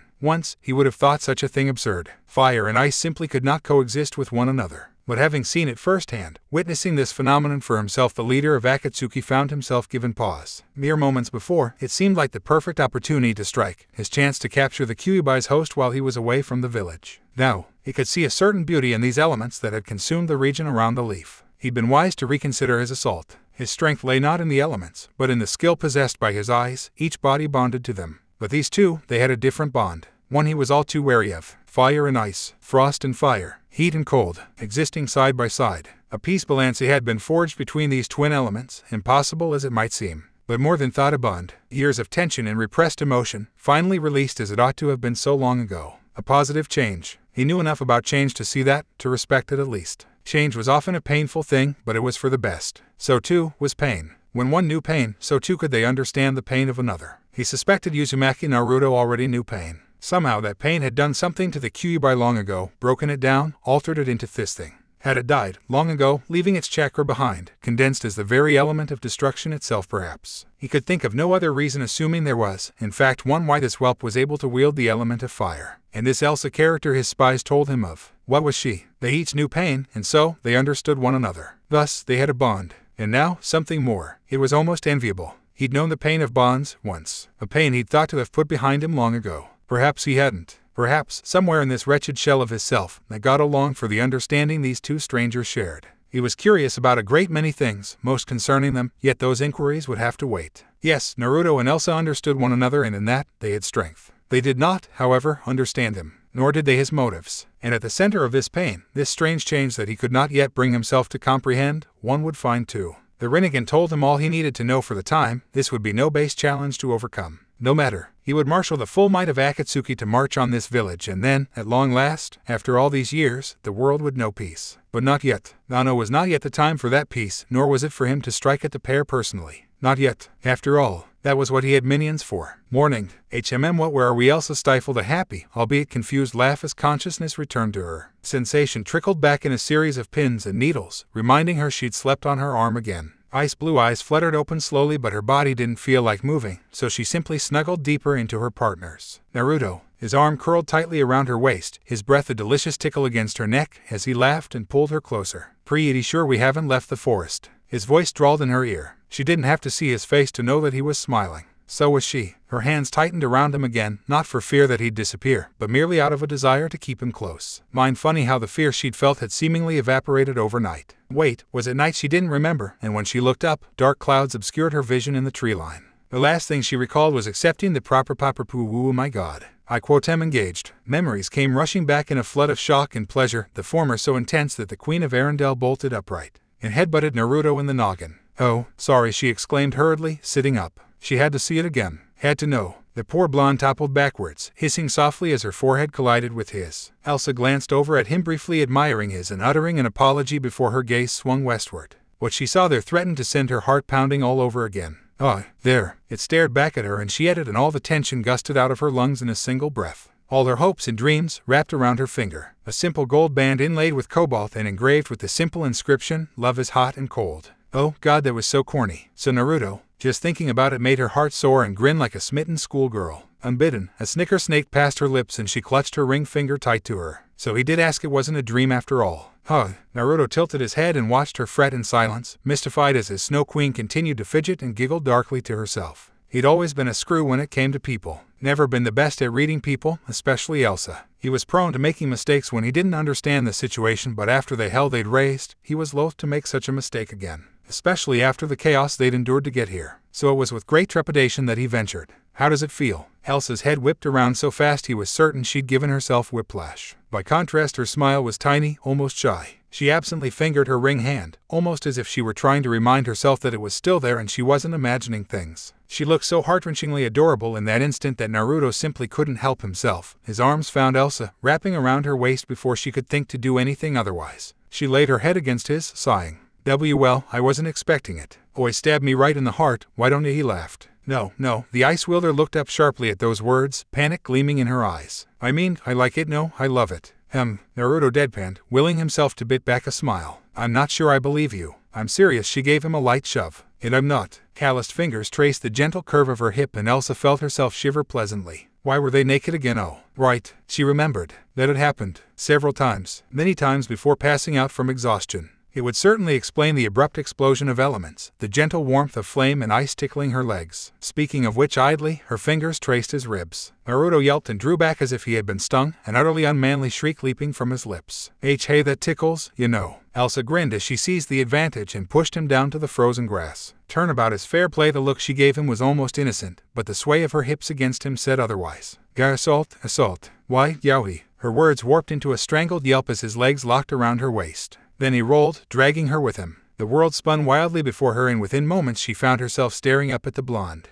Cheeks flushed, ice met fire and tried not to look away. "Sorry, prefer being on top." What Elsa fidgeted restlessly beneath him. An arm circled her S, warding them away from the whiskered warrior's gaze. "Just admiring the view." Naruto. What a twinkle of mischief gleamed in those blue eyes as he nuzzled his nose to hers. "I like it when you have your hair down. Looks good. Pervert. You love it." After almost a full minute, they pulled away from one another, his bright blue eyes looking deeply into hers, flecked with emotion. "Well, don't keep me waiting." "Good." Elsa wore an expression of quite gentle glee on her face as she returned his gaze, all but melting into his embrace with a liquid purr. Her mind exploded into 1,000 brilliant stars and her arms assumed direct control, holding tight. A quiet pushed itself past their interlocked lips when he pressed his body to hers, pushing her back into the snow. Her hands were just as explorative, her nimble fingertips running along his and stomach, questing for purchase. He was hers. Yes, hers.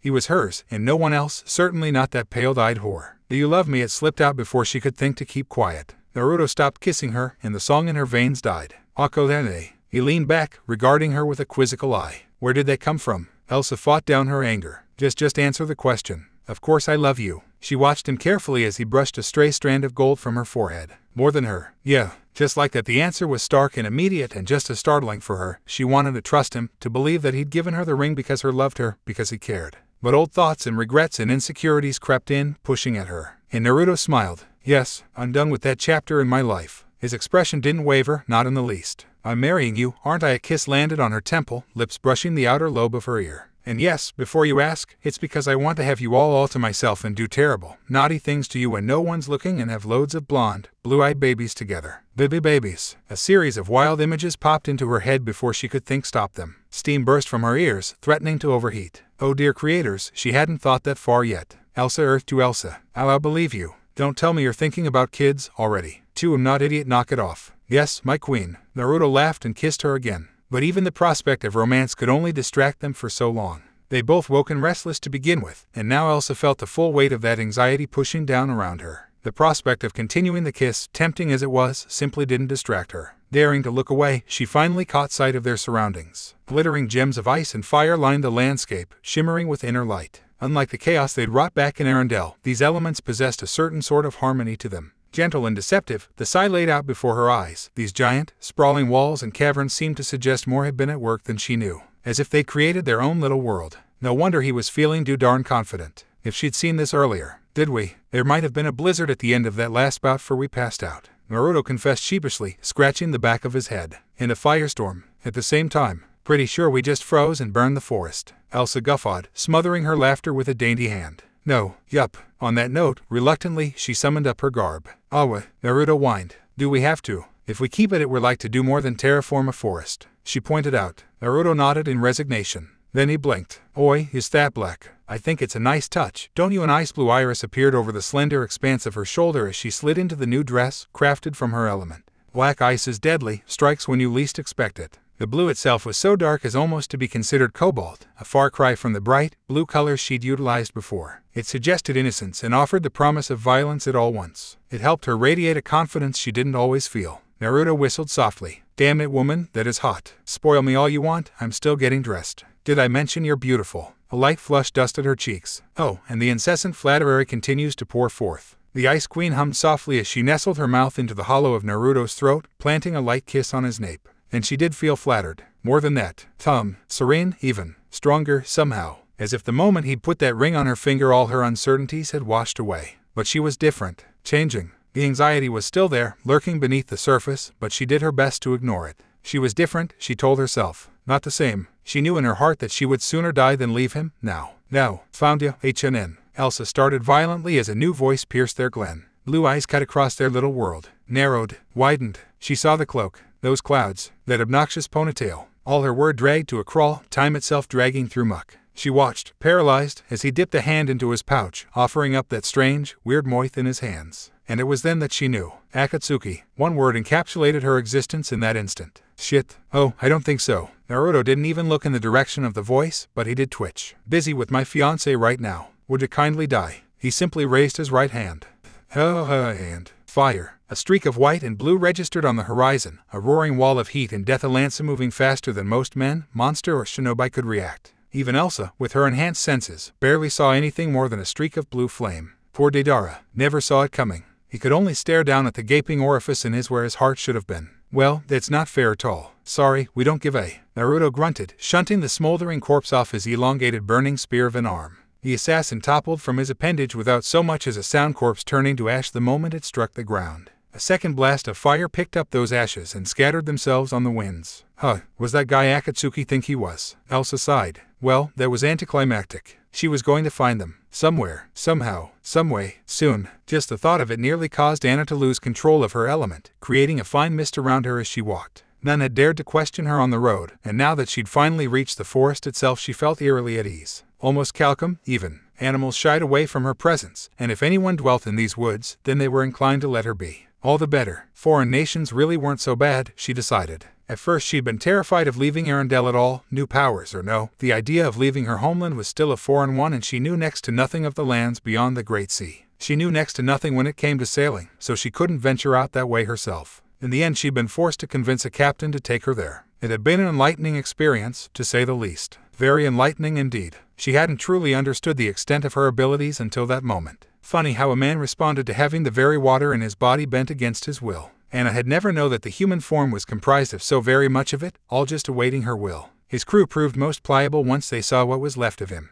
Naruto would forgive her for it, of course. Those fine sailors certainly had. They'd ferried her to the elemental nations in near record time, at that it hadn't even taken a week, of course. She hadn't left any of them alive. Word would spread of her deeds, people would talk, and she couldn't have that. They wouldn't understand. They'd think her cruel, mad, deranged. It never occurred to her that she might genuinely be losing her mind. Not a once. To Anna, it all seemed perfectly reasonable. Her sister was being terribly selfish, hoarding Naruto all to herself. She needed to learn to share. Hadn't they shared everything since they were girls? Nothing could be further from the truth, but in her state of derangement, Anna didn't realize this. Didn't even recognize it. Her mind coming unhinged like a rusty door in good need of an oiling. She paid no heed to it, just as she ignored the fading light of the setting sun. It didn't matter. Day or not, night or morning, she would continue her search until she found them. Still, she deemed her reasoning sound and pressed onward. She'd spent days tracking the envoy from Konoha. Watched, waited, and now her moment was nearly at hand. She had only to follow the river. She would find them, and when she did, everything would be set right.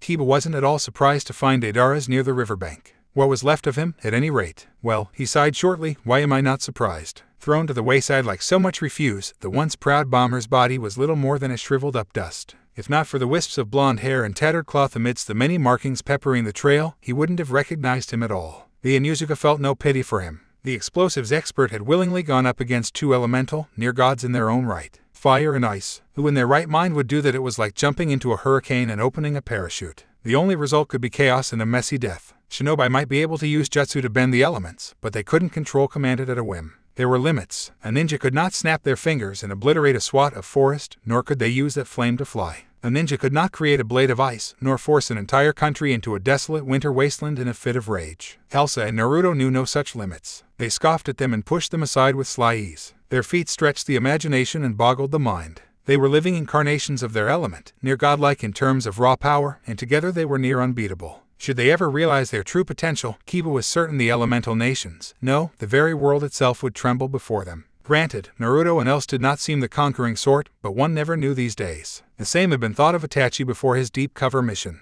And look how that turned out. He'd massacred his entire clan lacking that. The two elementals were all the more like to destroy someone if they were provoked. As such, he'd been assigned to them to make sure they didn't go mad and start blasting things. Hence the reason he'd taken it upon himself to stay in their good graces. The fool, even without his memories, Naruto still held a grade of power, after all. So, no, Deidara's death didn't surprise him, not a bit. What did surprise him was Hinata's insistence. Why had she followed him out here at all? Was she trying to make things worse? I want to state for the record that this is a horrible idea. He sighed, palming his face as they climbed over a frozen log. You do know Elsa's likely to kill you, right? Risking a dark glower over his shoulder, he absently brushed aside the remains of a charred tree. After what you did, nearly ing up her relationship just in case you forgot, she isn't going to be happy with you. It'd be best if you just apologize and beg forgiveness. A horrible realization dawned on him then, and he gave a small start, turning to face the steel-eyed Hyuga. You are going to apologize, right? He ventured, frowning. No, she stammered out, flinching slightly beneath his incredulous stare. I'm not. Akamaru whined at his side, as if to say, stupid girl. Kiba agreed,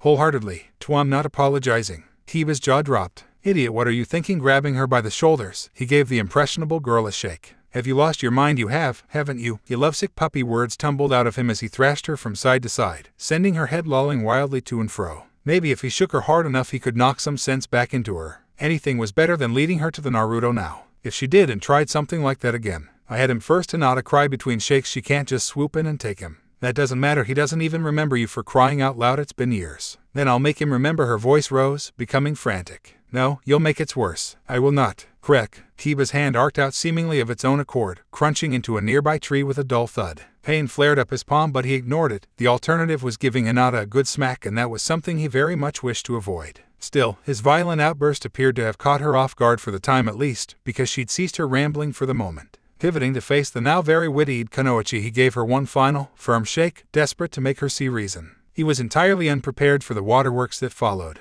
Tears welled up in her eyes and Hinata broke down, collapsing into Kiba's arms. Her mind was a riot of emotion, anger, sorrow, pain, and suffering all led up into one tangled mess. A knot she couldn't untie. Try as she might, these feelings wouldn't fade. They'd only grown stronger. It said that the heart grows fonder through absence, and they had done just that. But the absence was only compounded by the fact that Naruto was here and yet wasn't at the same time. The man in his body was a stranger to her. He might have his laugh, his smile, all his abilities and more, though he couldn't have been more different. With his memories gone, it was almost as if they'd never had anything at all. And spirits, it hurt to just miss him. She sobbed, clutching at his jacket. It's not right, it's not fair. Kiba sighed. Listen, Hinata. He spoke the words slowly, choosing each one with great care. I know you're hurting inside. I know you're angry. Hell, I'm angry too. Naruto was more than a friend to you. He was your everything, an ally, a friend, a reason to live. He was my friend too. But we need to accept that he's moved on and now fuss over him like a couple of idiots. Who's an idiot? Now. The Inuzuka froze. Don't turn around, his mind warned. If you value your life, do not turn around.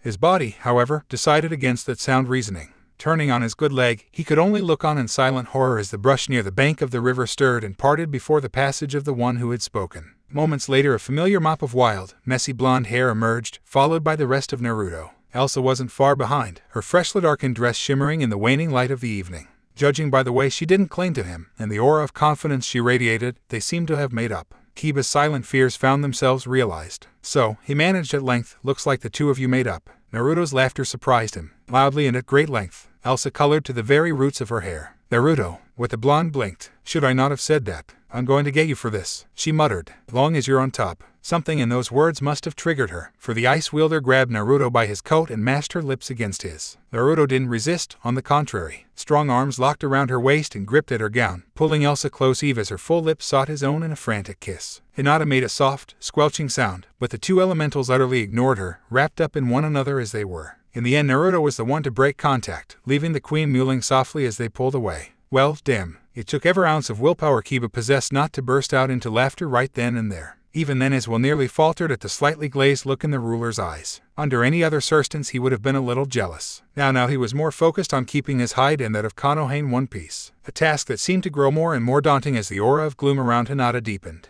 This situation was going to explode soon as he'd always known it would, and once it did. So, Naruto yawned, I take it you're here to escort us back to the village. We did want to keep you there for a reason, you know. Kiba offered weakly. Akatsuki's presence is strong here, and Tsunade-sama wanted to keep you safe. Yes, the blonde replied flatly, because that worked so well for you guys thus far. Dead is dead, Elsa answered. You took him out in an instant, remember. Oh, flattery, that's why I love you. Regardless, Elsa seemed to preen at those unflinching remark and shifted her right hand just so to catch the light. When she saw Hinata, her quiet languor became visibly pronounced. She stood straighter, proudly gripping the blonde's hand in her own for the Hyuga to see. It didn't take a genius to see why. Kiba scented the pleasant smell rising from her, saw the ring, a ring that hadn't been there before. He didn't think to question how or when it had gotten there, because Hinata saw it too. The Hyuga felt her heart leap into her throat. What is that? Oh, this, the queen hummed, feigning confusion. Whatever do you mean? She wasn't being cruel? No, this was worse than that. Elsa's words didn't just stab her, now she was deliberately twisting that knife in the wound, paying her back for kissing Naruto at the village gates. It hurt, and in her pain, her emotions slipped their leash. I hate you, the words exploded out of her before she could think to hold them back. You have no right to wear that ring.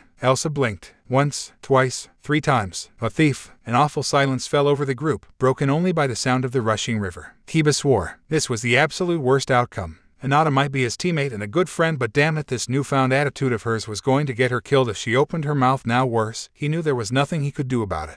If Naruto or Elsa got it into their head that she was a threat, then that was that. One had no memories of his former village, the other simply didn't know them. It was an abysmal situation, and for the life of him, he couldn't think of a way to force Hinata to retreat without shattering her utterly. In the end, the choice was snatched from him. Something in Elsa's gentle gaze changed. You can't have him. He's mine. That last word snaked between clenched teeth, encapsulating the moment. Something had changed in her. Kiba saw that now. Well, perhaps not so much changed as sharpened. Though Elsa was still very much herself, like the frigid element she'd wielded, so too had she become colder, more realistic, less naive in the ways of the world and its cruel expectations. Realizing Naruto would only be hers if she fought for him, the Queen of Arendelle had decided to do just that. Strove to eradicate all semblance of weakness. There would be no more running away. Not now, not ever. Something in her had broken and not quite come back together properly. He isn't yours. Hinata challenged, shaking slightly. He'll never be. Oh, a golden brow rose archly. Is that your final answer? Realizing she'd just signed her own death warrant, the Inuzuka spun in a circle and flailed his arms madly. No, wait, she didn't mean it like. Too late. A wave of her hand and the meddling Hyuga found herself encased in ice, physically frozen in a thick block of frigid water from head to toe.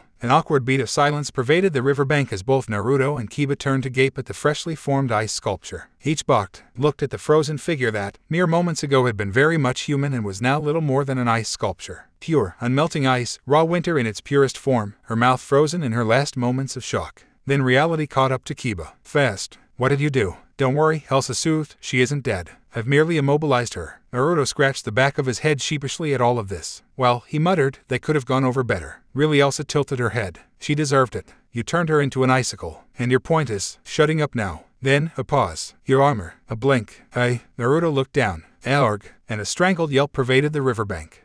Anna wanted to scream. She wanted to step out of her hiding place, seize her sister, take hold of her by the shoulders, and shake her until she saw sense. She wanted to make a scene and cause a ruckus, one that would never be forgotten. Yet she found she could do none of these things as she watched Elsa and Naruto bicker. Apparently she'd caught his armor in the last attack against the Hyuga, accidentally shattering the hardened leather he wore. Naruto hadn't taken kindly to that, and an argument had ensued, with Elsa desperately trying to reassure him of the damage. Having gone to all the trouble to cross the sea to find them, she had. Now that she'd succeeded, she didn't rightly know what to do. Oh, come on, the armor isn't that bad. This armor is no more, a finger jabbed his, poking. It has ceased to be, it's expired and gone to meet its maker. This is late armor, it's a stiff bereft of life. It rests in peace if it didn't leap off your body. It'd be pushing up the daisies, it's rung down the curtain and joined the choir invisible. This is Exarmor, you broke it, it was my favorite. I found you. Words tumbled out of her all at once, her body betraying her in a fit of impatience. Shouting, she stepped forth from her hiding place in the hollow trunk of a ruined tree. Elsa stiffened. What? Naruto froze. He caught sight of her and nearly started.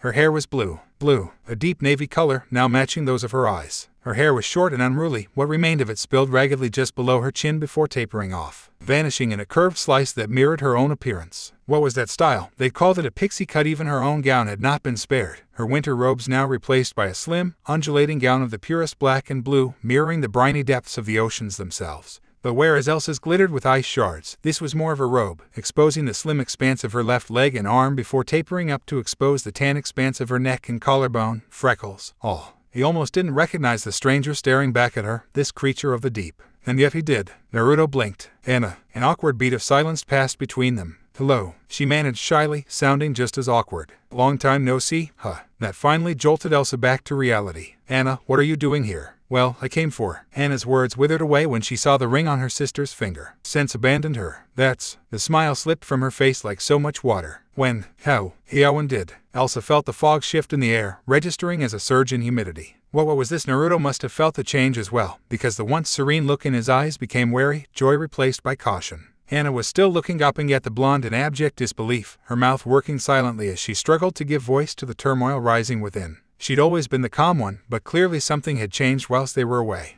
The question was what? This is a joke, right? Her voice was little more than a whisper. A joke? Elsa bristled, ice frosting at her fingertips. Naruto was hers and hers alone. She'd resolved this long ago. No one would take him from her, not even her own. She was just about to say as much when she felt Naruto's hand on her shoulder. You lied to me, you left me. I'm sorry. Anna's stricken expression dissolved into absolute misery. That's not fair, not fair, not fair. Naruto swore. Oh, phew. That was Naruto's last thought before the tidal wave crashed down around them. Water, beautiful and dangerous. Hard, yet soft. Hot but also cold. It can be a creature of absolute beauty one moment, then a terror the next. As fickle and ever-changing as the sea itself. You can't live with it. Can't live without it. Water helps us endure, sustains us, lifts us up. Yet it can also tear us down, drown us, suffocate. Neither good nor evil. As fickle and ever-changing as the wind itself. To love the sea means certain death, for it cannot be tamed, nor bridled like a beast of burden. Water keeps us alive. In the end, water kills us. Like fire. Fire burns. Water douses fire. Ice consumes water. In Sumerific mate, conjured out of nowhere, the looming wall of water hung over them like a great curtain, ready to crash down on their heads in an instant.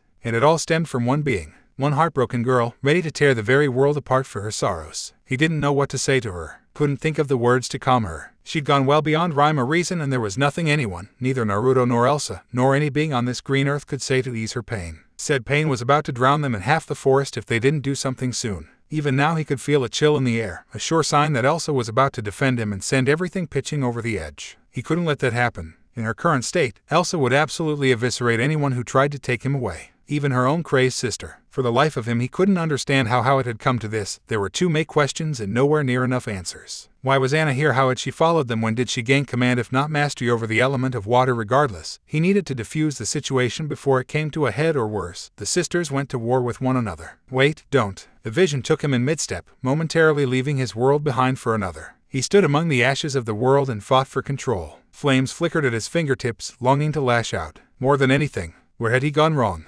Stooping, he reached down for her, hoisting her body up gently, ever so gently. Then he started walking. The Jonin moved to intercept him, to bar his path, and turned to ash for his efforts. He didn't so much scream as he did stiffen, his body physically crumbling apart before the blonde's glower reduced him to a mound of dust. No one moved to stop him after that. Wise of them. A small groan rose from his arms and he hastened his pace, rapidly marching out of the village proper. Still, Itachi could have stopped him. He did not. Where are you going? The blonde shot him a bleak look. This, he declared emphatically. I'm going home. With a wrench he yanked himself back to reality. Just in time. A thick sheet of ice jutted from the earth to freeze a portion of the onrushing wave, creating a desperate barrier between them and the flood. Though little more than a frozen crescent, the wall held. The rest of the voluminous tide roared past them on either side, inundating the already ravaged forest. If Kiba made it to safety with Hinata's frozen form, Naruto didn't know. Nor did he have time to care. In that instant, he was too focused on keeping himself and Elsa alive. While Anna might lack the precise control of her power, unlike them, the sheer volume of it alone proved far too numerous to handle. Even with his strength added to hers, it exacted a considerable toll on them both merely to part the waters, let alone sustain such an effort. Flight wasn't even remotely an option anymore. The air was too saturated, too humid for him to manage enough to lift himself, let another. Even if he attempted to grab Elsa and flee, he risked certain failure. The thought galled him. To be wiped out here, by the one person they both trusted, the one soul who they'd been so sure of, so certain to never betray them. Any ideas? He shouted over the roar of the deluge. Don't much feel like taking a bath right about now. Elsa grimaced into the storm. Just one. Naruto realized what she intended in the same instant that she took his hand and squeezed. A strange numbness overtook that palm, but his attention was focused decidedly elsewhere, such as the cracks in the ice wall, now looming like so many fissures in the once impenetrable barrier. Even then he knew what she intended. Indeed, a small part of him had railed against it until this very moment. Surely there had to be a better way, he hoped. One that didn't involve him taking such a risk. Now it no longer mattered. All or nothing, then. You sure about this? He grimaced. My aim isn't the best. Cold lips found his, drawing a laugh from him. I trust you. Glad someone does. Pivoting on her heel, Elsa finally dropped the wall and let the floodwaters through.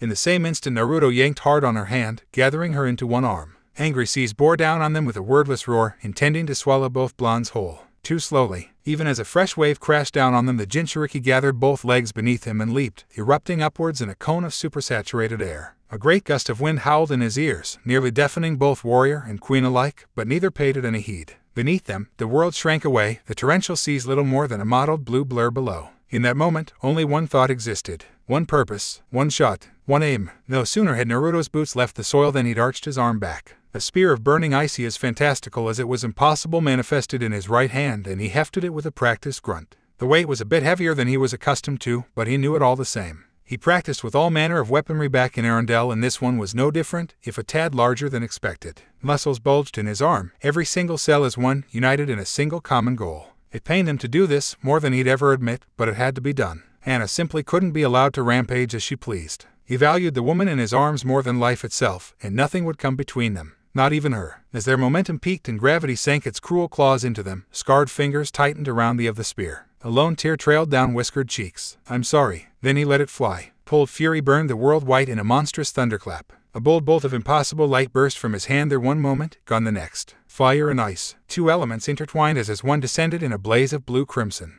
It was nothing short of lightning strike, divine justice flung from on high. The kind people would tell stories about, and others endlessly exaggerate. Some would call it a meteor, the fury of two gods. Others, the sorrow of a queen and her king. Still more would come to refer to it as a demon's wrath. None of these names changed what followed. Doom. The projectile didn't so much pierce as it did explode. It flew straight and true like an arrow loosed from a bow, arcing without fail towards Anna. Perhaps she realized what was about to happen, even in her frenzied state of disarray. Perhaps there was some last glimmer of sanity in the who knew. Regardless, she lashed out. Whips of water arose to catch it, barriers to snatch at it, to no avail. It burned through them all to find his mark. In a cone of otherworldly destruction, the shrieking spear found its target and struck home in a roaring blaze of light. And Anna screamed. Bereft of her control, the floodwaters evaporated in a cloud of mist. Her last cry nearly froze Naruto even before he landed, but he powered through and fought to ignore it. What have I done? With a grunt he half-landed, half-collapsed to the earth. Elsa tumbled awkwardly out of his grasp, immediately seeking his side when she realized the extent of his exhaustion. His comfort. She buried her head in his shoulder and held tight, refusing to let go. Her hands were a balm upon his skin, cool against his feverishly warm body. She murmured something to him, but in his deafness, his ringing ears could barely comprehend it. Just as well. He was too shocked to trust himself to speak, let alone the truth. As his senses gradually returned to him, he almost wished they hadn't. They both knew what they had done and regretted it. For what good it did them. When his vision finally cleared, he found those peerless ice-blue eyes gazing up at him, damp with freshly shed tears. It wasn't your fault. To his dismay, she didn't blame him. She was too far gone. She'd lost her mind. Naruto didn't trust himself to speak. Are you all right? Her voice quavered slightly. Fine. He rasped out the lie, wiping a bead of sweat from his brow. Just give me a second. Cold lips pressed against his forehead. Take as long as you need. Yeah, just a second. No, he'd need a few hours to even begin to recover from something like that. Uniting their abilities, who would have thought such a thing was possible? Not him, and it was more draining than words. The spear had all but flattened the forest for miles in the direction it landed. Behind them the forest yet thrived, though it remained warped from the events forced upon it. But when he turned his gaze back to where he had last seen Anna, nothing but blackened earth and glass ground. Anything that had lived on that side of the forest, Anion who breathed thee, were gone. Obliterated. Dark clouds loomed. A foul storm rumbled in the distance, summoned by the severity of his assault against nature. That attack had been the very height of everything in that direction. Worse, he hadn't even realized what he was unleashing.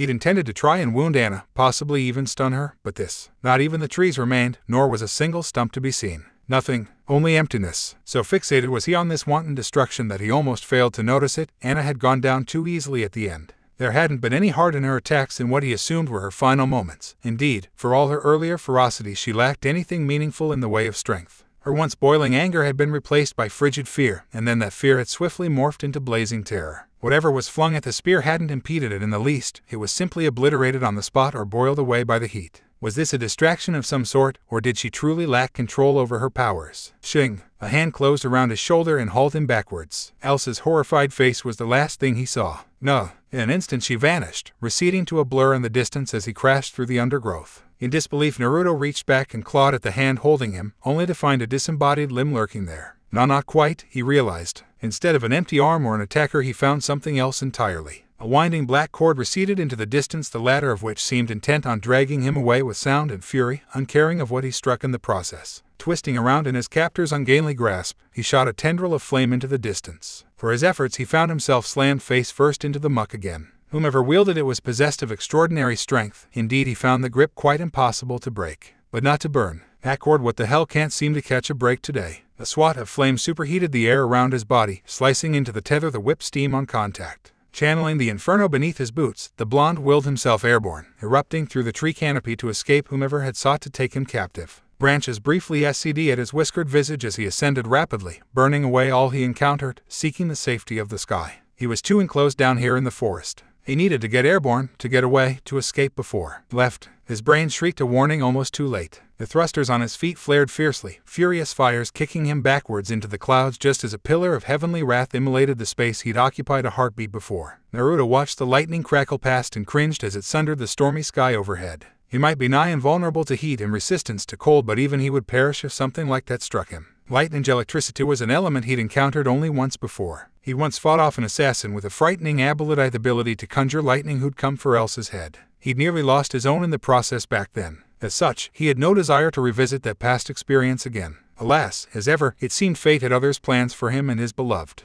Naruto twisted aside in midair, his body wrenching violently to the right as another column of light arced past. Beneath his feet, blue jets of flame flickered, allowing him a bird's-eye view of the conflict raging below. The trees were burning around them as the cloaked soldiers of the Akatsuki laid siege, sacking the sundered forest around the village. Wait, when did that happen? In disbelief, he gawped at the small army that had somehow escaped his notice prior to this very moment and felt an ember of unease ignite in his. Everything was moving so suddenly. Too suddenly. This reeked of a trap. All right, gotta get back to Els. Something struck him. Like the invisible hand of an angry god, so too did some unseen force smite him from the sky. Repedno, push it from his aerial perch, the blonde grunted in surprise. Instinct compelled him to shield his face before he slammed back into the canopy of twisted trees. For all the good it did him. A second blast struck him not 5 seconds later, dashing his back against a particularly sturdy bough. Breath burst from his lungs and he felt something twist in his side. From there gravity claimed him, forcing him to the ground. He hadn't the strength to resist this time, and folded down onto a knee. Pushing himself into a painful crouch, the last Jinchuriki hissed out an aggravated breath in spite of his ribs. All right, you might as well come out, I know you're there. Remarkably, someone emerged from the shadows. Very well, Uzumaki Naruto.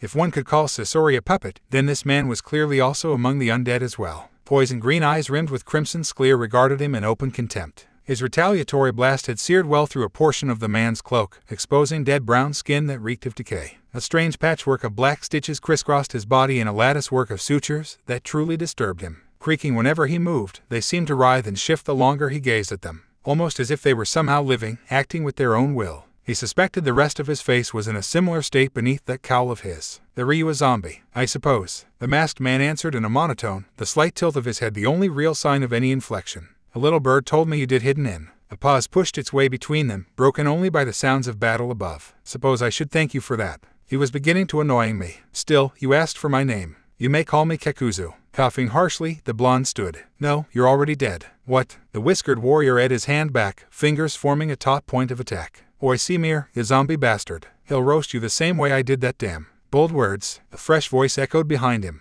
"Are you so certain?" Fire leaped from his fingertips and set fire to a nearby tree, but it didn't taste the one he sought. With an irritated grunt, he raised his gaze toward a nearby bough and found another lurking there. In hindsight, he shouldn't have been surprised when he saw her. Amber eyes gazed down at him in silent contempt, set within a face sharpened by cold indifference and framed by bright blue hair the color of endless blue skies. Clad in an Akatsuki cloak just as her comrade, she should have been utterly unremarkable, and yet Naruto still found himself gaping. After all, wasn't every day you saw a woman with paper wings? Wait, Conan. The elemental swore. Damn it, people all day today. Startled, he turned to face the newcomer, and found himself staring into a legion of dead, rippling eyes. At first he genuinely believed he was seeing double. Rather than one, he found himself facing 6 separate individuals. Though each bore the signature cloak of the Akatsuki, they couldn't have been more similar if they'd tried. Strange faces bore all manner of piercings, their hair the color of an amber sunset. Yes, different in every way, shape or form save their eyes. Though he failed to recognize their origin, the sight of them stirred a strange dread in him regardless. Rather, it was their owners surrounding him that drew the most concern.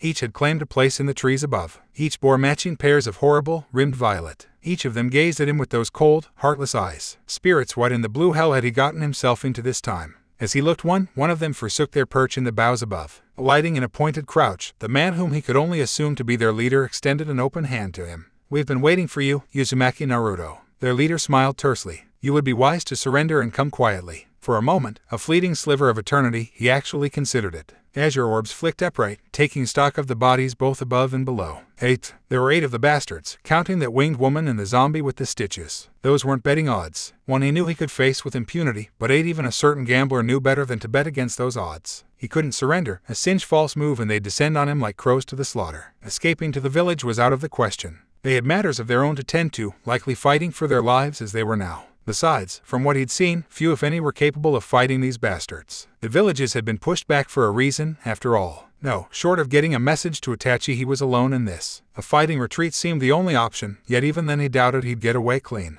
Or at all, really. Ah, damn it all. Sorry, Elsa. I really did want to give you a happier ending this time. One word encapsulated his existence in that instant, but he refused to utter it. Suppose I refuse your generous offer? He grimaced slowly. What then? Then perhaps your woman would prove an admirable substitute. Naruto felt his shoulders stiffen at that, his spine turning rigid. Did you just threaten my Elsa? Are you an idiot, boy? He dropped into a crouch, hand scraping the ground. Right, then, come at me, I won't go quietly. The leader's face hardened infinitesimally. Very well, you will know pain. Then they fell upon him. Anna opened her eyes. Gray clouds greeted her vision, a stormy sky blurred by a dark haze of pain. Well, was this death? Then it didn't feel like death. It didn't feel like much of anything, really. Something wet splashed across her face, but in her bleary state she paid it no mind. It wasn't until a fresh drop plinked into her eyes that she realized it had begun to rain. That she could feel said rain despite her sundered state proved slightly more concerning given the fact that she should most assuredly be dead. And yet, so, she murmured, momentarily at an utter loss for words. Not dead, huh, mate? With a soft groan she raised her arm before her face to survey the damage. Remarkably, all 5 fingers remained intact albeit badly singed. Wait, singed, she should have been blown apart. Destroyed. Gone. She knew this. Part of here a very small part remembered the moments leading up to her death. Shrieking in the face of it, desperately flinging up an arm as that spear tore towards her. 2 elements combined. United as one, an unstoppable force that held no equal. The one person whom she trusted more than anyone else and her beloved sister. Fire and ice. They had killed her. Yet, somehow, here she lay. The distant trickle of water in her ears grew louder now, gradually rousing her from her stupor like an old friend, wrapping her in liquid warmth as she drifted downstream. Said warmth did little to soothe the fire raging in her veins. When she attempted to move, to rise from her prone position on her back, the world erupted. She nearly screamed, only managing to grit her teeth against it at the last second. Even then every muscle in her body clamped down, every single cell that comprised the entirety of her being stood united in stark, singular agony. Distantly she was aware of tumbling onto a riverbank, gasping softly through the searing haze. It felt as though she'd been frozen and burned at the same time. Her body couldn't decide which, thus it settled for a hellish melding of the two. White-hot pulses of heat and cold collided with one another, waging war for control of her body. On some level she was amazed to even manage that much at all. Indeed, it was a miracle that she still drew breath. Had her body registered the attack at all? As she looked on, her limb almost seemed to shimmer, nearly transparent in its state. Almost as if it were not there. Liquid. Water. Then the pain came roaring back, and rational thought such as it was for Anna at the moment abandoned her yet again. That hurt. A high, frustrated shriek tore out of her. What were they thinking? Seriously, I almost died. If the world had any answers for her, it was loath to surrender them. Bitter tears welled up in her eyes and she curled inward on herself. Why were they here? Anyway, this wasn't their fight. They should have just stayed home. With her. Then none of this would have happened. Yes, this was all their fault. Not Naruto, nor Elsa, but those strangers who had taken it into their heads to invade their home, and for what? Nothing. Wars that were none of their concern, battles without end, all for a cause she didn't understand. Are you just as much to blame? Then a poisonous vine of doubt wrapped around her heart with that thought. Try as she might, she couldn't drown out the voices when they came. Yes, it's always about you, isn't it, poor Anna, poor broken little thing. You went mad. You attacked them. You hurt them. You're guilty, tainted, wretched beyond compare. No one will want you now. No one will care. A muscle jumped in Anna's jaw. Nah, that's not I didn't. As things stood for all the agony she was experiencing, a strange giddiness subsumed her, preventing her from seeing the situation clearly. Perhaps that was for the best. Had she been in her right mind, had she properly possessed some semblance of her wits, the pain would have likely broken her mind, snapped her fragile psyche like a twig. Instead she laughed, a small, tiny sound born from equal parts resentment as much as resignation in the face of her fate. Something had been burned away in her, a ray of light thrust against the despairing darkness that served as her psyche, as though a switch had been flipped somewhere in her mind. All at once, a horrifying moment of cruel, crystal clarity rocked her world. Aghast, she gazed at her hand, herself, those trembling fingers curling into cracked fists. What have I done? She'd wronged them. She realized that now. They hadn't wanted to hurt her, but she hadn't left them any choice. But where were they now? Surely she couldn't have been blown that far away. For all her regret, a distant explosion answered that question. Odd, all the enemies had already quit the field. Her dear darling sister, and wasn't there a bit of bitterness there shouldn't be fighting anyone else? Neither should Naruto. Yet they clearly were. That wasn't fair. No, not at all. They couldn't take her away now, not when they had so much catching up to do. And they certainly couldn't have Naruto. No, absolutely not. She needed him. He couldn't let him die. To allow him to do so now would forever stain her heart. Worse, it would make Elsa so terribly, horribly sad. Well, then, Anna couldn't have that. Gritting her teeth, she climbed to her feet. I swear, the things we do for family these days. Maybe, just maybe, she would find redemption at the end of that road. Okay, sadly the chapter is over. And if you enjoyed, just leave a like and subscribe with post notification, so when the next chapter is ready, you will be notified. Okay, see you in the next video. Bye.